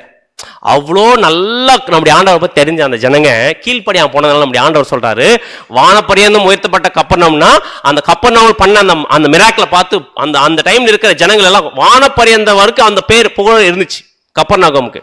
ஆனா அந்த மாதிரி பேரும் புகழும் இருந்த உனக்கு பண்ண இந்த மிராக்கிளை பார்த்தா நீங்க இங்க இருக்கிற ஜனங்கள் மனம் திரும்பி இருக்கணும். என்ன பண்ணா போயிட்டீங்க, மனம் திரும்ப போயிட்டீங்கன்னு சொல்லிட்டு என்ன சொல்றாரு பாத்தீங்கன்னா, வானபரியந்தம் உயர்த்தப்பட்ட கப்பர்நகூமே நீ எது வரைக்கும் தாழ்த்தப்படுவ? பாதாள பரியந்தம் தாழ்த்தப்படுற. என்ன அர்த்தம்? என்ன அர்த்தம்? நல்லா ஹை ஸ்டாண்டர்ட்ல இருக்க, நல்லா ரிச்சா இருக்கிற நீ தரைமட்டம் ஆக போற அப்படின்றார். கரெக்டா இல்லைங்களா? நம்முடைய ஆண்டவர் என்ன சொன்னாரு, நீ இவ்வளோ உயர்வா உன்னை பத்தி பேசினாலும், உன்னோட பட்டணம் செழிப்பா இருந்தாலும் உன் பட்டணம் தரைமட்டமா ஆக போகுது, மண்ணோட மண்ணா ஆக போகுது. ஏன்னா நீங்க இவ்வளோ அற்புதம் செஞ்சு என்ன பண்ணல, நீங்க நம்பலன்னு சொல்ற விஷயத்த நம்முடைய ஆண்டவர் சொன்னதுனாலதான் இந்த ஒரு வார்த்தை பயன்படுத்தப்பட்டிருக்குது. இது பட்டணத்தை பத்தி சொன்னதுனால இந்த இடத்துல நரகம் போட முடியாது. ஏன்னா நரகம்ன்ற கான்செப்ட் என்ன மைண்டு? எரியிற எண்ணச்சட்டி. அப்படி போட்டா இந்த இடத்த அடி வாங்கிடுன்றதுக்காக ஹெல்ன்ற வார்த்தையை பாதாளம் போட்டுருங்க, அப்பதான் சேஃபா இருக்குன்னு போட்டாங்க. அப்படின்னா ஹேடஸ்ன்ற வார்த்தைக்கு பிட்டுன்னு போடலாம், கிரேவ்னு போடலாம், ஹெல்னு போல ஒரே அர்த்தம் தான். ஆனா அந்த அர்த்தத்தை வார்த்தை யூஸ் பண்ற இடத்துல கரெக்டா யூஸ் பண்ணி அவங்க சொல்லக்கூடிய உபதேசத்துக்கு ஏத்த மாதிரி நம்ம டிரான்ஸ்லேஷன் அந்த வார்த்தைகளை பயன்படுத்தி அப்படியே அந்த உபதேசத்தை மெயின்டைன் பண்ணி இன்னி வரைக்கும் ராங்கான உபதேசத்தை சொல்லி எல்லா தேவனுடைய பிள்ளைகளையும் வஞ்சித்து வச்சிருக்கிறாங்க இன்னைக்கு தவறான உபதேசம் மூலமா. அப்படின்னா ஹேடஸ்ன்ற வார்த்தை வேற எதுவும் இல்லை, மனுஷன் செத்து போயிட்டு இருக்கக்கூடிய இடம் தான் எதுன்னு பார்த்தீங்கன்னா கல்லறை தான் ஹேடஸ் கிரீக்ல. ஸோ அப்படின்னா அடுத்தது எந்த வார்த்தைக்குள்ள போறோம்னு பார்த்தீங்கன்னா கெஹன்னா. ஸோ கெஹன்னான்ற வார்த்தை எங்க பயன்படுத்தப்பட்டிருக்கு பார்த்தீங்கன்னா ஒரு வசனத்தில் பயன்படுத்தப்பட்டிருக்குது. அந்த வசனம் வாசிக்கலாம். மார்க் 9:43 மார்க் 9:43 உன் கை உனக்கு இடறல் உண்டாக்கினால் அதை தரித்து போடு, நீ 2 கையுடையவனாய் அவியாத அக்னியுள்ள நரகத்திலே போவதை பார்க்கிலும் ஊனனாய் ஜீவனுக்குள் பிரவேசிப்பது உனக்கு நலமாய். வந்துச்சுல என்ன வந்துருச்சுங்க? நரகம் இல்ல, அதுல என்ன அடிஷனல் ஆயிருக்குது? அவியாத அக்னி. அக்னி என்ன பண்ணிருக்கோம்? எரிஞ்சுட்டே இருக்கும். எங்க? நரகத்தில். அவியாத அக்னி நரகத்தில் போவதை பார்க்கிலும் ஊனனாய் ஜீவனுக்குள் பிரவேசிப்பது உனக்கு நலமா இருக்கு. அப்படின்னா இது யார் பேசுற வார்த்தை? நம்முடைய ஆண்டவரை டைரக்டா சொல்லிட்டுக்கிறாருங்க. நரகத்தில் என்ன எரிஞ்சிட்டு இருக்கோம்? நெருப்பு அவியாம எரிஞ்சிட்டே இருக்கும் சொல்லி இருக்கிறார்ல.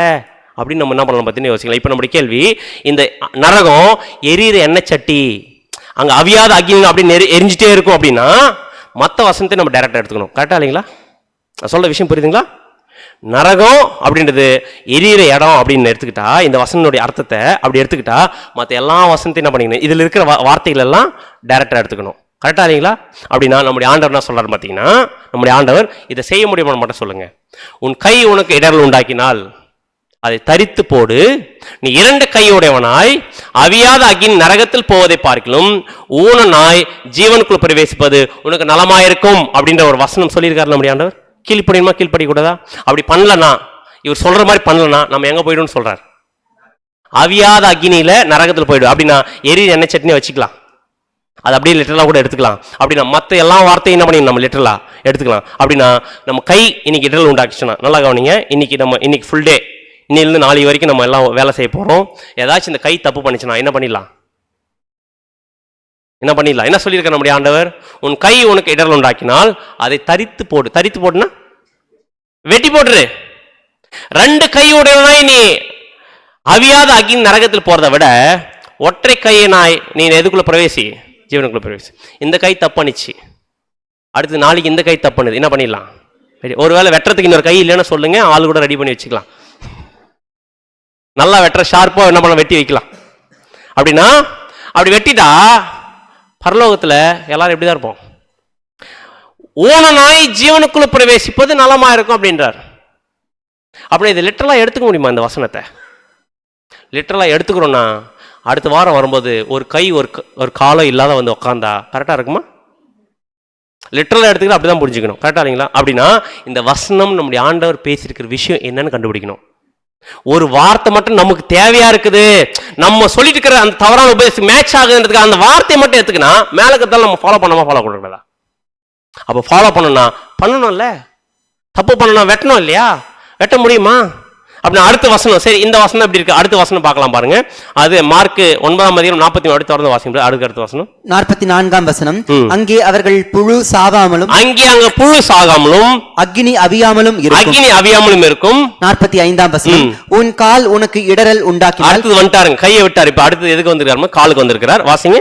அதை தரித்து போடு. கால் இடறல் உண்டாக்கிச்சுனா என்ன பண்ண? அதை வெட்டிடுங்க. அடுத்ததுங்க, நீ 2 கால் உடையவனாய் அவியாத அக்னியுள்ள நரகத்திலே தள்ளப்படுவதை பார்க்கிலும் சப்பானியாய் ஜீவனுக்குள் பிரவேசிப்பது உனக்கு. கால் இடறல் உண்டாக்கினா அதை வெட்டிடுங்க.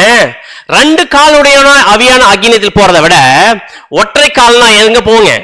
ஜீவனுக்கு போங்க. அப்ப என்ன பண்ணோம்? நாளைக்கு ஏதாச்சும் நமக்கு தப்பான வழியில் நம்முடைய கால் போச்சுன்னா போகுதா இல்லையா? நிறைய டைம்ல நம்ம கை செய்தா இல்ல தப்பான விஷயம், போன் எடுத்தா பண்ணுதா இல்லையா? அப்படி பண்ணும்போது என்ன பண்ணணும்? வெட்டணும். கால் தப்பான இடத்துக்கு போதா வெட்டணும். அப்படி வெட்டினா அடுத்த வாரம் மீட்டிங் வரும்போது எப்படிதான் வரணும்? ஆமா, அப்படி வெட்டினே போனா எங்கெங்க உயிரோடு இருக்கிறது? சோ அடுத்த வசனம் வாசிக்கலாம் பாருங்க. அப்படி தொடர்ந்து வாசிங்க. 47 உன் கண் உனக்கு இடறல் உண்டாக்கினால். அடுத்து வந்துட்டாரு. எங்கெங்க? ஃபர்ஸ்ட் கை சொன்னாரு, அடுத்து கால் சொன்னாரு. இப்ப எங்க வராரு நம்முடைய ஆண்டவர்? இது நம்முடைய ஆண்டவர் டைரக்டா பேசின வார்த்தை. நல்லா கவனிக்கணும் இந்த வார்த்தையெல்லாம். அதான் சொல்றாரு பாருங்க, உன் கண் உனக்கு இடரல் உண்டாக்கினால் அதை பிடுங்கி போடு, அதை பிடுங்கி போட்டுரு. நீ 2 கண் உடையவனாய் நரக அக்னியிலே 2 தள்ளப்படுவதை, கண்ணு உடையவனா நீ நரக அக்னியில் போறதை விட ஒற்றை கண்ணனாய் தேவனுடைய ராஜ்யத்தில் ஒற்றை பிரவேசிப்பது கண்ணனாய் தேவனுடைய ராஜ்யத்தில் பிரவேசிக்கிறது நம்ம. அப்படின்னா கண்ணு தப்பு பண்ணுதா, என்ன பண்ணு, பிடுங்கி போட்டுருன்றார். அப்படின்னா நம்ம கண்ணு தப்பு பண்றதே இல்லையா, பண்ணுது. அப்படி பண்ணா இம்மிடியேட்டா பிடுங்கி போட்டுலாம். ஏன்னா நம்முடைய ஆண்டவர் சொல்லியிருக்காரு இல்லையா, சொல்லியிருக்காருன்னா அப்போ எரியிற நரகத்தில் போறதை விட, எரியிற நரகம் லிட்டல் தானே நம்ம எடுத்துன்னு இருக்கிறோம், அது லிட்டல் அப்படி இருக்குன்னா ஜீவனுக்கு போகணும்னா இந்த மாதிரி செஞ்சாதான் ஜீவனுக்கு போக முடியும்னா அப்போ வெட்டிடலாம், கையை காலை வெட்டிடலாம், அடுத்து கண்ணை பிடிங்கி போட்டுடலாம். அப்படின்னா இது பண்ண முடியுமா? அப்படின்னா ஒரு நாளைக்கு எவ்வளோ தப்பு பண்ணுறோம், ஒரு நாளைக்கு இந்த கண்ணில் எத்தனை தப்பு பண்ணுறோம், ஒரு நாளைக்கு எத்தனை இந்த கையில் தப்பு பண்ணுறோம், ஒரு நாளைக்கு இந்த காலை எத்தனை தப்பான இடத்துக்கெல்லாம் போகுது. அப்போல்லாம் வெட்டினே இருக்க முடியுமா? அப்படின்னா என்ன சொல்ல வருது இங்க வந்து அவியாத அக்னி நரகம்னு வார்த்தை இருக்கு பார்த்தீங்களா. இங்க நரகம்ன்ற வார்த்தை நீங்க கிரீக்ல போய் பார்த்தா அங்க ஹேடஸ் இருக்காது, கெஹன்னா அப்படின்ற வார்த்தை யூஸ் பண்ணியிருப்பார். கெஹன்னான்ற வார்த்தை யூஸ் பண்ணியிருப்பார். அப்படின்னு நம்முடைய ஆண்டவராக இயேசு கிறிஸ்து இங்க ஹெல்லுன்னு இங்கிலீஷ் இருக்குது, அந்த ஹெகில்ன்ற வார்த்தை தான் இங்கிலீஷ்ல இருக்கிற அந்த ஹெல்லுன்னு தான் நரகம்னு மொழிபெயர்த்திருக்கிறாங்க. நரகம்ன்ற வார்த்தை ஹேடஸ் இல்ல, இங்க இருக்குன்னு பார்த்தீங்கன்னா கெஹன்னான்ற வார்த்தை யூஸ் பண்ணப்பட்டிருக்குது. கெஹன்னான்ற வார்த்தை என்னன்னு பார்த்தீங்கன்னா அதோடைய அர்த்தம் என்னன்னு பார்த்தீங்கன்னா வேலி ஆஃப் இன்னோம் அப்படின்னு ஒரு வேலி இருக்குது. இன்னும் பள்ளத்தாக்கு அப்படின்னு ஒரு பள்ளத்தாக்கு இருக்குது. அந்த இடத்துல என்னன்னு பார்த்தீங்கன்னா as a name for the place of everlasting punishment. கெஹன்னா அப்படின்றது என்ன பார்த்தீங்கன்னா everlasting punishment, நித்திய அழிவு அப்படின்னு சொல்லுது. அதனுடைய மீனிங் கிரீக்ல நித்திய பனிஷ்மெண்ட், நித்திய பனிஷ்மெண்ட். அப்படின்னா ஏன் நம்முடைய ஆண்டவர் இந்த இடத்துல ஹேடஸ் யூஸ் பண்ணாம கெஹன்னான்ற வார்த்தை யூஸ் பண்ணியிருக்கிறார்? அப்படின்னா கெஹனா யூஸ் பண்ணியிருக்காருன்னா இது எங்கேயோ ஒரு இடத்துல இருந்திருக்கு. அது எங்க இருக்கு பார்த்தீங்கன்னா வேலி ஆஃப் இன்னோம் பள்ளத்தாக்குல இந்த ஒரு இடம் இருக்குது. அப்படின்னா இன்னும் பள்ளத்தாக்குல இந்த இடம் எங்க இருக்குன்னு பார்த்தீங்கன்னா ஆக்சுவலா ஜெருசலேம்ல 12 வாசல் இருக்கு இல்லைங்களா, 12 வாசல் இருக்கக்கூடிய அந்த இடத்துல இன்னும் பள்ளத்தாக்கு பக்கத்துல கெஹனான்னு ஒரு இடம் இருந்திருக்குது லிட்டரலாவே. அந்த கெஹனான்ற இடத்துல என்ன பண்ணுவாங்க பார்த்தீங்கன்னா இந்த ஒரு மனுஷங்கெல்லாம் இந்த சிலுவையில் மறிச்சு பாவம் பண்ணி மோசமான தப்பு பண்ணி செத்துறாங்க பார்த்தீங்களா, அவங்களுடைய பாடி எல்லாம் எடுத்துன்னு போயிட்டு எங்கே போடுவாங்கன்னு பார்த்தீங்கன்னா தப்பு பண்ணவங்களுடைய பாடியெல்லாம் எடுத்துன்னு போயிட்டு எங்கே போடுவாங்கன்னு பார்த்தீங்கன்னா இந்த கெஹனான்ற இடத்துல போட்டுருவாங்க. ஆனால் நம்முடைய ஆண்டவருடைய மரணம் ஒரு மோசமான ஒரு தப்பானவர் இல்லை, அவர் சரியானவர் நல்லவர் அப்படின்றதுனால தான் அவருடைய மரிச்ச உடனே அவருடைய பாடி எங்கே அடக்கம் பண்ணப்பட்டுச்சுன்னா ஒரு ஐஸ்வர்யாவனுடைய கலரில் அடக்கம் பண்ணப்பட்டுச்சு. ஆனால் இதே பொதுவாக சிலுவையில் மறிக்கிறவங்க எல்லாருமே மோசமான குற்றவாளி தான் அங்கே இருப்பாங்க. செத்து போய் எங்கே தான் போடுவாங்க, கெஹன்னால போடுவாங்க. அதே நேரத்தில் எருசலேமில் இருக்க எல்லா குப்பைகளும் எடுத்து வந்து கொட்டக்கூடிய இடம் எதுன்னு பார்த்தீங்கன்னா கெஹன்னா. இந்த இடத்துல குப்பையெல்லாம் கொட்டிட்டு என்ன பண்ணுவாங்க பார்த்தீங்கன்னா அந்த குப்பை அதிகமாச்சுன்னா என்ன பண்ணுவாங்க, நம்ம ஊரில் ஒரு இடத்துல குப்பை கொட்டுறவங்க என்ன பண்ணுவாங்க, நெருப்பு வச்சு கொளுத்துவாங்க. அந்த இடத்துல குப்பை இருந்து நெருப்பு வச்சு கொளுத்தும் போது எரிஞ்சிரும். ஆனால் அதே ஒரு பாடி போட்டால் அந்த பாடி நாங்கன்னு பார்த்தீங்கன்னா நெருப்பு வச்சு கொளுத்தும் போது அந்த இடத்துல பாதி பாடி வெந்துட்டு பாதி பாடி வேகாம இருந்துச்சுன்னா அந்த பாடி நாக ஆரம்பிக்கும், புழு வச்சு அந்த பாடி அப்படியே அழுக ஆரம்பிச்சிடும். அந்த இடம் தான் எதுன்னு பார்த்தீங்கன்னா கெஹன்னா. இன்னொரு இடத்துல இந்த இடத்துல எப்பவுமே நெருப்பு எரிஞ்சிட்டே இருக்கணுன்றதுக்காக சல்ஃபர் போடுவாங்க. சல்ஃபர் போட்டு அந்த குப்பைகளை போட போட போட எரிஞ்சிட்டே இருக்கிறதுக்காக அந்த விஷயம் செய்வாங்க. அதை நம்முடைய ஆண்டவர் சொல்றார், அந்த இடத்துல எப்படி இருக்கும் கெஹன்னா, அக்னி அவியாம புழு சாவாமல் இருக்குன்னு ஏன் சொல்ற பார்த்தீங்கன்னா அந்த இடம் என்ன ஆயிடும் பார்த்தீங்கன்னா ஒரு மிகப்பெரிய ஒரு அழிவை செஞ்சுட்டு இருக்கோம். அந்த இடம் கெஹன்னா ஒரு மிகப்பெரிய அழிவின் வேலையை செஞ்சுட்டு இருக்கோம். இந்த ஒரு விஷயத்த எதை அடையாளப்படுத்தி நம்முடைய ஆண்டவர் பேசுறார் அப்படின்னு பார்த்தீங்கன்னா நம்முடைய ஆண்டவர் நமக்கு மிகப்பெரிய விஷயத்தை புரிய வைக்கிறதுக்காக இந்த விஷயத்தை பேசுறார். அப்ப என்ன மிகப்பெரிய விஷயத்தை புரிய வைக்கிறார் பார்த்தீங்கன்னா ஒரு மனுஷன் சத்தியத்துக்குள்ள வந்திருக்கிற நம்ம தேவனுடைய வார்த்தை கேட்கிற நம்ம ஒரு கை நமக்கு இடர்கள் உண்டாக்குதுன்னா அதை என்ன பண்ணிடுங்க, வெட்டி போட்டுருங்க. எவர்லாஸ்டிங் பனிஷ்மெண்ட்டுக்கு போறது பதில் நீங்க எதுக்குள்ள வந்துருங்க, ஜீவனுக்கு வந்துருங்க. ஜீவனுக்கு வரனா வெட்டாம வர முடியாது. அப்படின்னா கையை வெட்டு, காலை வெட்டு, கண்ணை வெட்டுன்றாரு பிரதர். அது எதை அடையாளப்படுத்தும் அப்படின்னு பார்த்தீங்கன்னா நம்முடைய ஆண்டவர் என்ன சொல்றாருன்னு பார்த்தீங்கன்னா ஒருவேளை இந்த சத்தியத்தை கேட்டு இருக்கிற நம்ம கிறிஸ்துக்காக வாழ்க்கை வாழ்ந்துட்டு இருக்க நமக்கு ரைட் ஹேண்ட் மாதிரி யாராச்சும் இருக்கிறாங்கன்னா, ரைட் ஹேண்ட் மாதிரி இருக்கக்கூடிய ஒருத்தர் சத்தியத்துக்கு தடையா இருக்கிறாருன்னா அப்பேற்பட்ட ரிலேஷன்ஷிப்பை என்ன பண்ணு, கட் பண்ணு. அவங்க ஃப்ரெண்டா இருக்கட்டும், பிசினஸ் பார்ட்னரா இருக்கட்டும், ஒய்ஃபா இருக்கட்டும், ஹஸ்பண்டா இருக்கட்டும், யாரா இருக்கட்டும், சத்தியத்திற்கு தடையா இருக்கிறாங்க, கிறிஸ்துவுடைய அடிச்சோல பின்பற்றுக்கு தடையா இருக்கிறாங்கன்னா அவங்களுடைய அந்த ஒரு ரிலேஷன்ஷிப் என்ன பண்ணுங்க, கட் பண்ணுங்க. அப்படின்னா ஒய்ஃபை டைவர்ஸ் கொடுக்க சொல்றாரா? இல்ல, அவங்க சத்தியத்திற்கு தடையா இருக்கிறாங்கன்னா அந்த விஷயத்துக்கு நம்ம என்ன பண்ண வேண்டிய அவசியம் இல்லை, கீழ்ப்படிய வேண்டிய அவசியம் இல்லை. அது யாரா இருந்தாலும் சரி. சிலர் சொல்லுவாங்க, பிரதர் என்னோட ரைட் ஹேண்ட் மாதிரி, நான் எந்த ஒரு டிசிஷன் இவர் தாங்க எடுப்பார், இவர் எடுத்தா நான் எடுத்த மாதிரிங்க அப்படின்னு சொல்லுவாங்க. ஆனா அப்பேற்பட்ட யாரா இருந்துட்டாலும் நம்முடைய சத்தியத்திற்கு ஓடுவதற்கு அவங்க தடையா இருந்தாங்கன்னா, அப்பேற்பட்ட கட் பண்ணி வீசுறதுக்கு யாருக்கு மைண்ட் இருக்கணும்? நமக்கு இருக்கணும். ஏன்னா அப்படி வீசினா நம்ம சத்தியத்தில் நடந்து கிறிஸ்துடைய குணலட்சணத்தை காண்பிச்சு ஜீவனுக்கு போலாம். ஒருவேளை அப்படியேப்பட்டவங்க நம்ம கட் பண்ண விட்டுட்டோம்னா, அவங்க பேச்சை கேட்டு இந்த சத்தியத்தை கேட்காம விட்டுட்டோம்னா எங்க வர முடியாது? நீ ஜீவனுக்கு வர முடியாது. எவர் லாஸ்டிங் பனிஷ்மெண்ட் நம்ம பார்க்க போறோம். இப்போ அடுத்தது அந்த எவர் லாஸ்டிங் பனிஷ்மெண்ட் எதை அடையப்படுது அப்படின்னா, நம்முடைய ஆண்டவர் என்ன சொல்ற பார்த்தீங்கன்னா, இந்த சத்தியத்தை கேட்கறதுக்கு தடையா யாருன்னா இருக்கிறாங்கன்னா, அது யாரா இருந்துட்டாலும் சரி, அவங்க எவ்வளவு பெரிய ஆளா இருந்தாலும் சரி, ஆனா ட்ரூத்துக்கும் கிறிஸ்துடைய அடிச்சொல்லை பின்பற்றத்துக்கும் தடையா இருக்கிறாங்கன்னா கட் பண்ணி ஓரம் வச்சுட்டு, இன்னும் இந்த விஷயத்துக்கு நான் யாருக்கும் பர்மிஷன் கொடுக்க மாட்டேன். ஏன்னா நான் சத்தியத்தை கேட்டு கிறிஸ்துடைய அடிச்சொல்லை பின்பற்ற போயிருக்கிறேன். இந்த மீட்டிங் வர வேணாம் போகாதீங்க யாரும் தடுக்கிறாங்கன்னா, சத்தியத்திற்காக அவர் யாரா இருந்துட்டாலுமே தூக்கி ஓரம் வச்சுட்டு ட்ரூத்து கேட்கறதுக்கு எந்த ஒரு சூழ்நிலை இருந்தாலுமே தைரியமா துணிஞ்சு வரக்கூடியவங்க தான் கிறிஸ்து சொல்றார் ஜீவனுக்குள்ள பிரவேசிக்க முடியும். ஒருவேளை அவங்களை காம்ப்ரமைஸ் பண்றதுக்காக சத்தியத்தை விட்டு கொடுத்துட்டோம்னா, சத்தியத்துக்கு வராம போயிட்டோம்னா, சத்தியத்தை கேட்காம போயிட்டோம்னா யாருக்கு லாஸ்? நமக்கு தான் லாஸ். அவங்க இன்னைக்கு போகாதன்னு சொல்லிட்டு போயிடுவாங்க அவங்க. ஆனா அந்த ஆசீர்வாதத்தை இழந்து போறது யார்? நம்ம தான். அப்படின்னா இது யார் எடுக்கிற டிசிஷன்? நம்ம எடுக்கிற டிசிஷன். அப்படின்னா இந்த எவர் லாஸ்டிங் பனிஷ்மெண்ட் எதை அடையாளப்படுத்தும்? நம்முடைய ஆண்டவர் சொல்றாரு, ஒரு நித்தியத்துக்கு ஒரு பனிஷ்மெண்ட் போயிடுவீங்க நீங்க அப்படின்னு சொல்றாருன்னா எதை பத்தி பேசுறாரு தெரியுங்களா? இது மிகப்பெரிய ஒரு மரணத்தை பத்தி பேசுறாரு நம்முடைய ஆண்டவர். என்ன அப்படின்னு பாத்தீங்கன்னா, ஒரு வசனம் வாசிக்கலாம். மத்தேயு 10:28 இதே கெஹனான்ற வார்த்தை எங்க பயன்படுத்தப்பட்டிருக்குன்னு பாத்தீங்கன்னா, மத்தேயு 10:28. மத்தேயு 10:28 ஆத்துமாவை கொல்ல வல்லவர்களாயிராமல் சரீரத்தை மாத்திரம் கொல்லுகிறவர்களுக்கு நீங்கள் பயப்பட வேண்டாம், ஆத்துமாவையும் சரீரத்தையும் நரகத்திலே அழிக்க வல்லவருக்கே பயப்படுங்கள். இதை நம்ம பார்த்திருப்போம். ஆத்மா, சரீரம். இப்ப சரீரம் எது? நம்முடைய பாடி. இந்த பாடிய கொல்றதுக்கு நிறைய பேர் இருக்கிறாங்க. அவங்களுக்காக பயப்படாதீங்க. ஏன்னா மனுஷனால எதை மட்டும் தான் அழிக்க முடியும்? நம்முடைய சரீரத்தை மட்டும் தான் அழிக்க முடியும். ஆனா நம்முடைய ஆத்மா என்ன பண்ண முடியாது, அழிக்க முடியும். அப்படின்னா ஆத்மா அப்படின்றது ரெண்டு சேர்ந்தது ஆத்மா. எதெல்லாம்? சரீரமும் சிந்தையும் சேர்ந்து. அதை போன சப்ஜெக்ட்ல பார்த்தோம் இல்லைங்களா? ஆத்மான்றது வெறும் சரீரம் மட்டும் ஆத்மா இல்ல, சரீரமும் சிந்தையும் சேர்ந்தது ஆத்மா. கரெக்டா இல்லைங்களா? ஆனா நம்முடைய சிந்தையில யாருடைய சிந்தை உருவாயிட்டு இருக்கு? கிறிஸ்துடைய குணலட்சண சிந்தை உருவாயிட்டு இருக்குது. இப்ப யோசிச்சு பாருங்க, மனுஷன் எதை மட்டும் தான் அழிக்க முடியும்? நம்முடைய சரீரத்தை மட்டும் தான் அழிக்க முடியும். கிறிஸ்துடைய சிந்தை நமக்குள்ள வளர்றதை அழிக்க முடியுமா? அழிக்க முடியாது. ஆனா ஒருவேளை நம்ம ஆண்டவர் கீழ்ப்படியாம போயிட்டோம்னா நம்முடைய சிந்தையும் என்ன பண்ணுவாரு? அடிச்சிருவாரு. நம்ம சரீரத்தையும் அழிச்சிருவாரு, நம்முடைய சிந்தையும் அழிச்சிருவாரு. ஏன்னா நம்ம சரீரத்தை அழிக்கிறவங்களுக்காக ஃபீல் பண்ண வேண்டாம். ஏன்னா நம்முடைய சிந்தை கிறிஸ்துடைய சிந்தைக்கு ஏத்த மாதிரி இருந்துச்சுன்னா புது சரீரத்தை கொடுத்துருவாரு நமக்கு. கரெக்டா இல்லைங்களா? பரலோகத்துல புது சரீரத்தை கொடுத்துருவாரு. ஆனா இப்போ இந்த சரீரத்தை ஒருத்தர் அழிக்கிறதுக்கு இது துணிஞ்சு வராங்கன்னா அவங்களுக்கு நம்ம பயப்பட வேண்டிய அவசியம் இல்லை.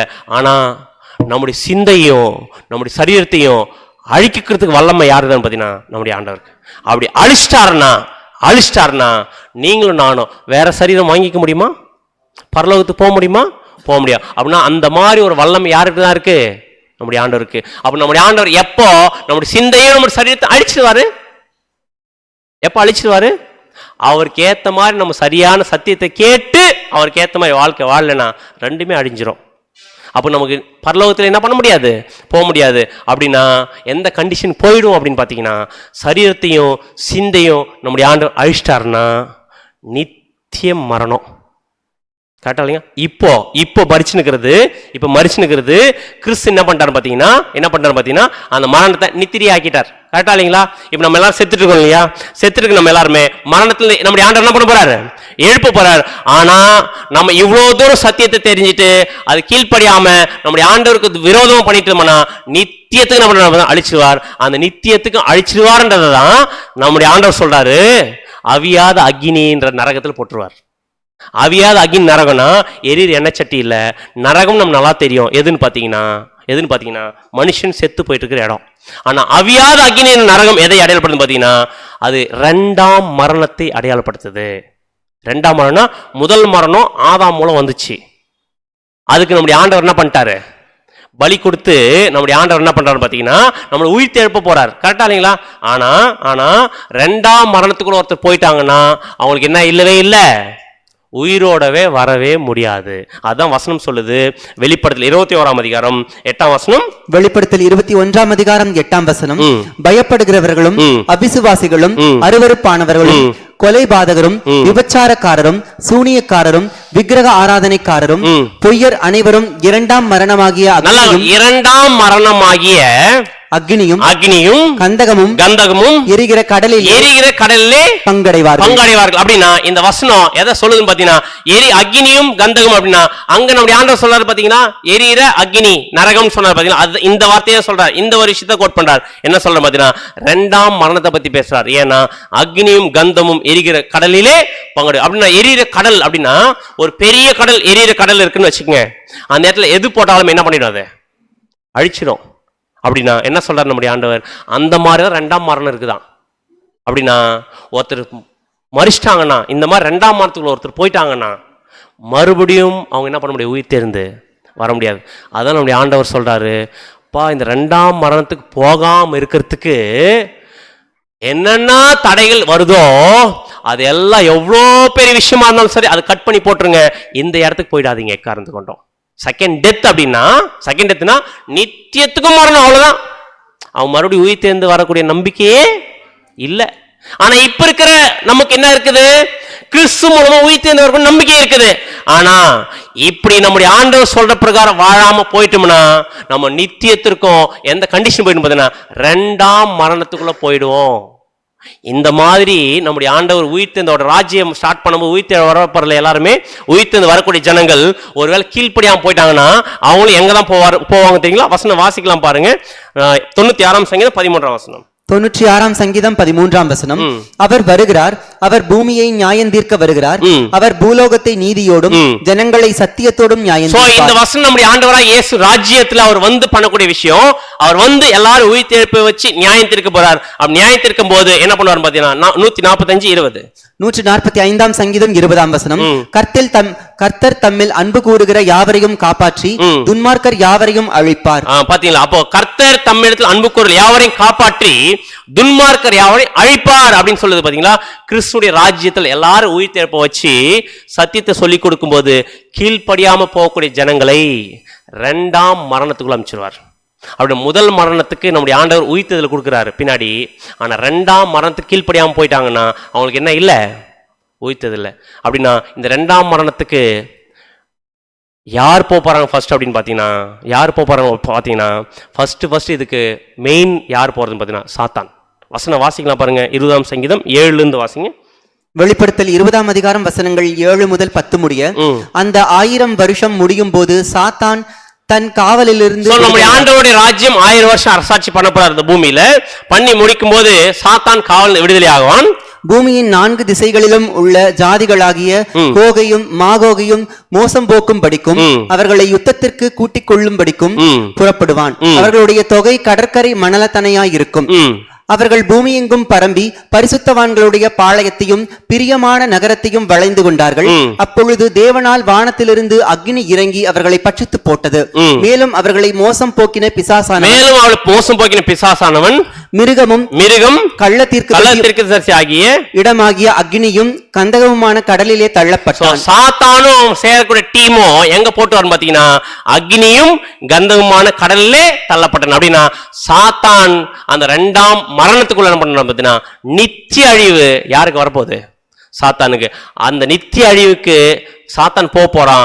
அதே மாதிரி கிறிஸ்து உயிர் தேய்ப்பு வரக்கூடிய ஜனங்களுக்கு சத்தியம் சொல்லி கேட்காம போயிட்டாங்கன்னா அவங்களுக்கும் சாத்தான் கூட சேர்ந்து நித்திய அழிவுக்குள்ள பண்ணிடுவார், போட்டுருவார். அது ரெண்டாம் மரணம். இப்ப நம்முடைய ஆண்டவர் என்ன சொல்றாரு பாத்தீங்கன்னா, நீங்க இப்போ இந்த சத்தியத்தை கேட்டு நம்ம கீழ்ப்படியாம போயிட்டோம்னா நம்ம நித்திய அழிவுக்கு போகாம இருக்கிறதுக்கு நமக்கு தடையா இருக்கிற எதுவாக இருந்தாலுமே அதை என்ன பண்ணிடலாம், இப்பவே கட் பண்ணி வீசிடலாம். இதுதான் சொல்லப்பட்டிருக்க தவிர எரியிற எண்ணெய் சட்டியை பற்றி நம்முடைய ஆண்டவர் என்ன பண்ணல, பேசல. புரிஞ்சிச்சிங்களா? இப்போ அடுத்தது 3வது எதுன்னு பார்த்தீங்கன்னா டார்டரு. இந்த டார்டர்ன்ற வார்த்தை யாருக்கு பயன்படுத்தப்பட்டதுன்னு பார்த்தீங்கன்னா மனுஷர்களுக்கு இல்லை. இந்த வார்த்தை யாருக்கு பயன்படுதுன்னு பார்த்தீங்கன்னா தூதர்களுக்கு. யார் அந்த தூதர்கள் அப்படின்னு பார்த்தீங்கன்னா பழைய அந்த உலகம், முதல் உலகம் சப்ஜெக்ட் கேட்டோமா, முதல் உலகத்துல கீழ்ப்படியாம போனாங்களா? நோவாவுடைய காலப்பகுதியில் கீழ்ப்படியாம போன ஒரு தூதர்கள் கூட்டம் இருந்துச்சு இல்லையா? அழிக்கும் போது எஸ்கேப் ஆனாங்க பாத்தீங்களா? எஸ்கேப் ஆன அந்த தூதர்களை எங்க அடிச்சு வச்சிருக்கிறாராமா? வசனம் வாசிக்கலாம், 2 பேர் 2ஆம் அதிகாரம் 4ஆம் வசனம். 2 பேதுரு 2ஆம் அதிகாரம் 4ஆம் வசனம். பாவம் செய்த தூதர்களை தேவன் தப்ப விடாமல். பாவம் செய்த தூதர்கள் நமக்கு ஞாபகம் இருக்குன்னு நினைக்கிறேன். முதலாம் உலகம் சப்ஜெக்ட்ல பாவம் செஞ்சுட்டாங்க. பாவம் செஞ்ச தூதர்களை தேவன் தப்ப விடாமல் அந்தகார சங்கிலிகளினாலே கட்டி நரகத்திலே தள்ளி. எங்க வச்சிருக்கிறாருங்க? நரகம்னா எரியிற எண்ணெய் சட்டியா? அவங்க தூதர்கள் அவங்களே ஆவியில் இருக்கிறாங்க. அவங்கள போய் எங்க எரியிற எண்ணெய் சட்டியில போட முடியும்? அவங்க வலிக்குமா? வலிக்காது. அப்படின்னா சங்கிலியில் கட்டி நரகத்திலே தள்ளி நியாய தீர்ப்புக்காக வைக்கப்பட்டவர்களாய் ஒப்பு கொடுத்து அப்படின்னு இருக்கு பாத்தீங்களா? இந்த இடத்துல நரகம்ன்ற வார்த்தைக்கு என்ன வார்த்தை யூஸ் பண்ணப்பட்டிருக்கு பாத்தீங்கன்னா, டார்டரு அப்படின்ற வார்த்தை யூஸ் பண்ணப்பட்டிருக்கு. அப்படி இந்த டார்டரு அப்படின்றது எது அப்படின்னு பாத்தீங்கன்னா, பாதத்துக்கு கீழ் உள்ள ஆழம் எதுன்னு பாத்தீங்கன்னா நரகம். கரெக்டா இல்லைங்களா? அப்படின்னா நரகத்திலே தள்ளி அப்படின்னா தூதர்களை பூமி கீழே இல்ல, ஆக்சுவலா அவங்க இருந்த இடம் எதுன்னு பாத்தீங்கன்னா பரலோகம் ஃபர்ஸ்ட். கரெக்டா இல்லைங்களா? பரலோகத்துல இருந்த அவங்க தேவனுக்கு கீழ்ப்படியாம போனதுனால, இந்த பூமியில பாவம் செஞ்சதுனால என்ன பண்ணாங்க பாத்தீங்கன்னா, பாவம் செஞ்சுட்டு தேவன் அழிக்கும் போது இம்மீடியட்டா பூமியில எஸ்கேப் ஆக ஆரம்பிச்சாங்க. கரெக்டா? பரலோகத்துக்கு போக ஆரம்பிச்சவங்கள தேவன் என்ன பண்றாரு பாத்தீங்கன்னா, பரலோகத்துக்கு வராத மாதிரி தடுத்துட்டார். நீங்க எங்க வர முடியாது இதுக்கப்புறம்? ஏன்? அங்க யாரதான் இருக்க முடியும்? பரிசுத்தமானவங்க தான் அங்க இருக்க முடியும். பாவம் செஞ்சவங்க அங்க என்ன இல்ல, இடம் இல்ல, பரலோகத்துக்கு வர முடியாது.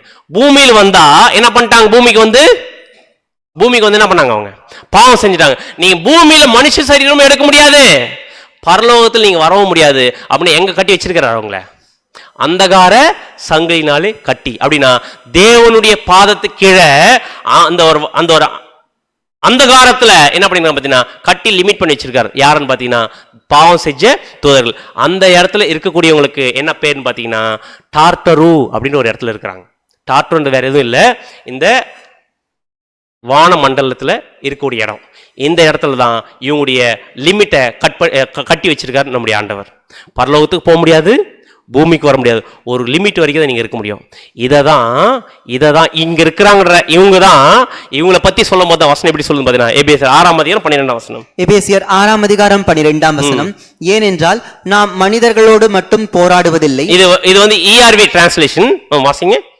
ஆட்சி புரிவோர், அதிகாரம் செலுத்துவோர், இருள் நிறைந்த இவ்வுலகின் மீது ஆற்றல் உடையோர், வான்வெளியில் உள்ள தீய ஆவிகள் ஆகியவற்றோடும் போராடுகிறோம். போராட்டம் இருக்குது. யார் கூட எல்லாம் போராட்டம் பாத்தீங்கன்னா, வான்வெளியில் உள்ள தீய ஆவிகள். யாருங்க அவங்க? முதலாம் உலகத்துல தப்பு பண்ணிட்டு இப்ப சாத்தானோட அலைன்ஸ் போட்டுக்கிறாங்க பாத்தீங்களா? அவங்க மூலம் இன்னைக்கு நம்ம போராட்டம் இருக்கு. அப்படின்னு இவங்க எங்க இருக்கிறாங்க? வான்வெளியில் உள்ள தீய ஆவிகள். எங்க இருக்கிறாங்க? இவங்க வானத்துல இருக்கிறாங்க, பரலோகத்தில் இல்ல, பூமியில இல்ல. எங்க இருக்கிறாங்க? இப்போ வானத்தில் இருக்கிறாங்க. இவங்க தான் இன்னைக்கு உலக ஜனங்களை இப்போ நாம் கேட்டுக்கிற உபதேசங்களை சாத்தான் கூட சேர்ந்து எல்லாருக்கும் தவறான உபதேசத்தை என்ன பண்ணணும் பார்த்தீங்கன்னா திணிச்சிட்டு இருக்கிறது, சொல்ல வச்சுட்டு இருக்கிறது எல்லாமே இவங்க பண்ணக்கூட வேலை. இதை நம்பிதான் இன்னைக்கு சர்ச்சில் எல்லா இடத்துலையும் என்ன பண்ண பார்த்தீங்கன்னா போதிச்சுட்டு இருக்கிறாங்க, நரகம் அப்படின்றது எரியிற எண்ணெய் சட்டின்னு. அதே இன்னொரு வசனம் வாசிக்கலாம் பாருங்க. யூதா 1ஆம் அதிகாரம் 6ஆம் வசனம். யூதா 1ஆம் அதிகாரம் 6ஆம் வசனம். தங்களுடைய ஆதி மேன்மையை காத்துக் கொள்ளாமல் தங்களுக்குரிய வாசஸ்தலத்தை விட்டுவிட்ட தூதர்களையும். ஆதி மேன்மையை காத்துக்கொள்ள வாசஸ்தலத்தை விட்டுட்டு வந்துட்டாங்க. மகா நாளின் நியாய தீர்ப்புக்கென்று ஜட்ஜ்மென்ட்க்கு வைக்கப்பட்டிருக்குது. நித்திய சங்கிலிகளினாலே கட்டி அந்தகாரத்தில் அடைத்து வைத்திருக்கிறார். அந்தகாரத்தில் அடைச்சு வச்சிருக்கிறார். அப்படின்னா இவங்க லிமிட் இவ்வளவுதான். அங்க இருந்தா எல்லாமே பண்ண முடியும். ஆனா மாம்சரை எடுக்க முடியாது, பரலோகத்துக்கு போக முடியாது. இவங்களை பத்தி தான் சொல்லுது இந்த வசனம். அப்படி இவங்க எங்க தள்ளப்பட்டிருக்கணும் பாத்தீங்கன்னா இந்த அந்தகாரத்தில் இருக்கிறாங்க. இவங்களை பத்தி சொல்லும் போது என்ன வார்த்தை யூஸ் பண்ணப்பட்டிருக்கு பாத்தீங்கன்னா டார்டரு. புரிஞ்சுச்சிங்களா? அப்படின்னா கிரீக்ல என்ன வேர்ட்? ஃபர்ஸ்ட் என்ன வேர்ட்? ஹேடஸ். ஹேடஸ்னு அர்த்தம் நரகம், அதாவது கிரேவ், அதாவது மனுஷன் செத்து போயிட்டு இருக்கிற இடம் தான் ஹேடஸ். கெஹனான்றது நித்திய அழிவு, செகண்ட் டெத், என்ன பண்ண 2ஆம் மரணத்தை அடையாளப்படுது. 3வது டார்டரு. டார்டரு யாருக்குது? தூதர்களுக்கு. பாவம் செஞ்ச தூதர்கள் இந்த அந்தகாரத்தில் சங்கில கட்டி வச்சிருக்கிற இடத்துக்கு தான் பேர் என்ன பார்த்தீங்கன்னா டார்டரு. அப்படி இதுல எங்கேயாச்சும் எண்ணெய் சட்டி இருக்குதா? இங்க எங்கேயாச்சும் அப்படியே என்ன ஆயில் வச்சிருக்கான்னு தெரியல அந்த எண்ணெய் சட்டியில. அது எங்க இருக்குதுன்னே தெரியல பூமியில. இந்த மாதிரி ஒரு தவறான உபதேசத்தை உபதேசிச்சிருக்கிறாங்க. இதை பத்தி சொல்லும் போது ரொம்ப ஃபீல் பண்ணி தேவன் எப்படி சொல்றாரு பாத்தீங்கன்னா, ஏசாயா 29:13 ஏசாயா 29:13 இந்த ஜனங்கள் தங்கள் வாயினால் என்னிடத்தில் சேர்ந்து தங்கள் உதடுகளினால் என்னை கனம் பண்ணுகிறார்கள். அவர்கள் இருதயமோ எனக்கு தூரமாய் விலகி. வாயில தாங்க நல்லா பேசுறது, ஆனா ஹார்ட் யார்கிட்ட இல்ல, தேவன் கூட நெருங்கி இருக்கிறதுல. அவர்கள் எனக்கு பயப்படுகிற பயம், மனுஷராலே போதிக்கப்பட்ட. அன்புக்குரிய சகோதர சகோதரிகளே, இன்னைக்கு தேவன் மேல் நமக்கு இருக்கிற பயம் எதுக்காக பயந்துருக்கணும் பாத்தீங்கன்னா, அவர் எங்க போட்டு வர நம்மள நரகத்து. இந்த மனுஷன் போதிக்கூடிய இந்த கற்பனையினாலதான் இன்னைக்கு பயந்துட்டு இருக்கிறதா வசனம் சொல்லுது. அவர்கள் எனக்கு பயப்படுகிற பயம் மனுஷரால் போதிக்கப்பட்ட கற்பனையினால பயந்துட்டு இருக்காங்க, தவிர உண்மையான இருதயத்தின் புறமா இருக்கக்கூடிய பயம் என்ன பண்ணலாம் அவங்களுக்கு இல்ல, பயபக்தி இல்ல. அவங்க தேவையில்லாம நரகத்தில் போட்டுருவாருன்ற ஒரு பயத்தில் தான் நம்ம இருக்கிறாங்க. ஏன்னா இந்த ஒரு உபதேசத்தை இன்னைக்கு தவறான உபதேசகர்கள் சொன்னதன் மூலமா இன்னைக்கு நம்ம எல்லாரும் நம்பிட்டு என்ன பண்ணிட்டு இருக்கிறோம், வாழ்ந்துட்டு இருக்கிறோம். சத்தியத்தில் அந்த மாதிரி இல்லை, ஆனா தவறான உபதேசம் நம்பி உள்ள வாழ்ந்துட்டு இருக்கிறோம். சத்தியத்தை அறிவீர்கள், சத்தியம் உங்களை என்ன பண்ணும், விடுதலையாக்கும். ஏன் இந்த ஒரு உபதேசம் வந்துச்சு அப்படின்னு பாத்தீங்கன்னா, வசன வாசிக்கலாம். 1 தீமோத்தேயு 6:3-5 வரைக்கும். 1 தீமோத்தேயு 6 வசனங்கள் 3 முதல் 5 முடிய. ஒருவன் நம்முடைய கர்த்தராகிய இயேசு கிறிஸ்துவின் ஆரோக்கியமான வசனங்களையும் தேவபக்திக்கேற்ற உபதேசங்களையும் ஒப்புக்கொள்ளாமல் வேற்றுமையான உபதேசங்களை போதிக்கிறவனானால். நல்லா கவனிங்க, இதுவரைக்கும் நம்ம கேட்ட உபதேசம் எந்த உபதேசம் பாத்தீங்கன்னா, நம்முடைய ஆண்டவர் சொன்ன உபதேசம் இல்ல. தேவபக்தி ஏற்ற உபதேசங்களை ஒப்புக்கொள்ளாமல் வேற்றுமையான உபதேசங்களை போதித்தவனானால் அவன் இருமாப்புள்ளவனும் ஒன்றும் அறியாதவனும் தர்க்கங்களையும் வாக்குவாதங்களையும் பற்றி நோய் கொண்டவனுமாயிருக்கிறான். அவைகளாலே பொறாமையும் சண்டையும் தூஷணங்களும் பொல்லாத சம்சயங்களும் உண்டாகி, அடுத்தது கெட்ட சிந்தையுள்ளவர்களும் சத்தியம் இல்லாதவர்கள் சொன்னக்கூடிய உபதேசம் இன்னைக்கு நம்ம எல்லாம் நம்பிட்டு இருந்தோம். ஆனா இப்ப சத்தியம் தெரிஞ்ச உடனே தெளிவா நமக்கு புரிய வச்சுச்சு. அடுத்தது ஏன் அப்படி பண்ணிட்டு இருந்தாங்களாமா, தேவ பக்தியை ஆதாய தொழில் என்று. அன்புக்குரிய சகோதர சகோதரிகளே, இவ்வளவு நாள் இந்த உபதேசம் எதுக்கு யூஸ் பண்ணிருக்காங்க பாத்தீங்கன்னா, தேவ பக்தியை ஆதாய தொழில் என்று எண்ணுகிறவர்களா இருக்கிற மனுஷரால் உண்டாகும் மாறுபாடான தர்க்கங்களும் பிறக்கும் இப்படிப்பட்டதை விட்டு அப்படின்னா இன்னை வரைக்கும் இந்த உபதேசத்தை வச்சு என்ன பண்ணியிருக்காங்க பாத்தீங்கன்னா, மிகப்பெரிய ஆதாய தொழிலா பயன்படுத்தி இருக்கிறாங்க. சத்தியத்தை மறைச்சிட்டு ஆதாய தொழிலுக்காக சத்தியத்தை மாத்திட்டு இருக்கிறாங்க. நான் யோசிச்சு பாருங்க, நம்முடைய அன்புள்ள தேவன், இரக்கமுள்ள தேவன், செத்து போயிருக்கிற எல்லாருமே மறுபடியும் உயிரோடு எழுப்பி அவங்களுக்கு மிகப்பெரிய ஒரு வாய்ப்பு கொடுக்குறான்னு சொல்லியிருக்கும் போது, நம்முடைய ஆண்டவர் அப்பேற்பட்ட ரட்சிக்க வந்திருக்கான்னு தெரியும் போது, நம்ம இன்னை வரைக்கும் என்ன நம்பிட்டு இருக்கோம் பார்த்தீங்கன்னா, நம்முடைய ஆண்டவர் நித்தியத்திற்கும் வேதனை பண்ணக்கூடியவர், கொடூரமான கடவுளாக நம்ம பார்த்துருக்குறோம். இதுதான் நம்ம பார்க்கணும். சத்தியத்தை அறிவீர்கள், சத்தியம் உங்களை விடுதலையாக்கும். அப்படின்னா சிம்பிளா நரகம் அப்படின்ற வார்த்தை, ஹெல்ன்ற வார்த்தை எதை அடையாளப்படுத்தும்? ஒரே ஒரு வார்த்தையில் சொல்லணும்னு பார்த்தீங்கன்னா, மனுஷன் செத்து போயிட்டு இருக்கக்கூடிய இடம் கல்றதா எது? நரகம். இவ்வளோ சிம்பிளா இருக்கக்கூடிய வசனத்தை, வார்த்தையை வேற மாதிரி சொல்லி ஆதாய தொழிலுக்காக தப்பா சொல்லி நம்மளை தப்பா நம்ம பார்த்தீங்கன்னா கைட் பண்ணியிருக்கிறாங்க. இதில் யார் ரொம்ப ஜாக்கிரதையா இருக்கணும்? நம்ம ரொம்ப ஜாக்கிரதையா இருக்கணும். அப்படி இப்போ நம்மளுக்கு அடுத்த கேள்வி வரும், பிரதர் அப்போ எரியுது எண்ணெய் சட்டி இல்லைன்னா ஏற்கனவே நரகருக்குன்னு சொல்லியே இவ்வளோ பாவம் மாட்டாங்க நம்ம ஆளுங்க. அது இல்லைன்னு சொல்லிட்டா என்ன ஆயிடும்? அவ்வளோதான், இன்னும் தைரியம் வந்துருமே. அப்படின்னா அப்ப நியாய தீர்ப்பே இல்லையா இவங்களுக்கெல்லாம்? தப்பு பண்றது நியாய தீர்ப்பே இல்லையா பிரதர்? அப்படின்னா இருக்கு, நியாய தீர்ப்பு இருக்கு. இந்த நரகம்ன்ற விஷயம் நம்ம தெளிவா புரிஞ்சிச்சு. ஆனா நியாய தீர்ப்பு இருக்கு. ஏன்னா நம்முடைய ஆண்டவராகிய இயேசு கிறிஸ்து பைபிள் வசனம் இருக்கு, நியாய தீர்ப்பின் நாள் அப்படின்னு ஒண்ணு வச்சிருக்கிறார். ஜட்ஜ்மெண்ட் டே. நம்முடைய ஆண்டவர் நியாயத்திற்கு போறார் இந்த உலகத்தை.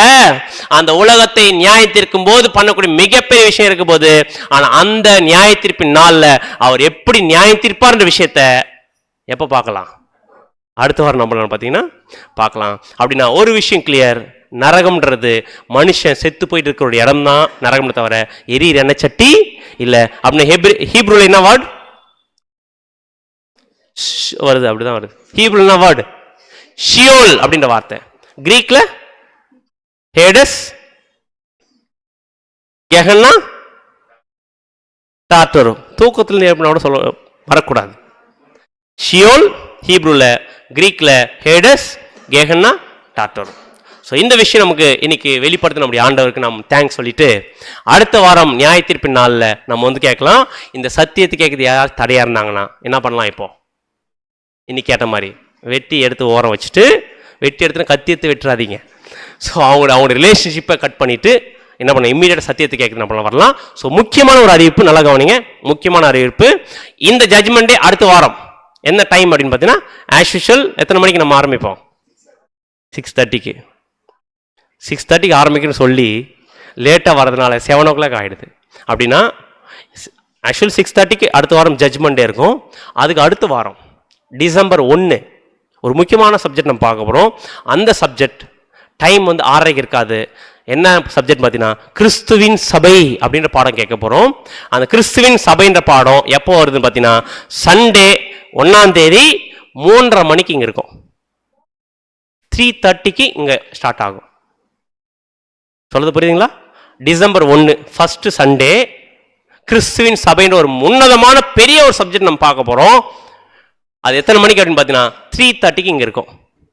அந்த 3:30க்கு வராமல் சில பேர் தடுப்பாங்க. என்ன பண்ணலாம்?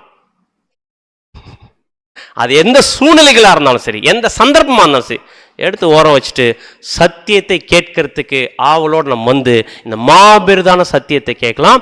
நோட் பண்ணி வச்சுக்கோங்க. 3:30க்கு ஞாபகமாக நம்ம என்ன பண்ண பார்த்தீங்கன்னா வரலாம். ஒருவேளை இன்னைக்கு வராத சகோதரர் யாரும் இருந்தாங்கன்னா நீங்கள் என்ன பண்ணுங்க, அவங்களுக்கு சொல்லிடுங்க. பொறுமையாக கேட்டவங்க அனைவரையும் தேவன் தாமே ஆசீர்வதிப்பாராக. இந்த ஒரு வாய்ப்பை நமக்கு ஏற்படுத்தி கொடுத்து நம்முடைய ஆண்டவராக இயேசு கிறிஸ்துக்கு நாம் நன்றிகளையும் ஸ்தோத்திரத்தை நம்ம எடுத்துக்கொள்வோம். ஆமென்.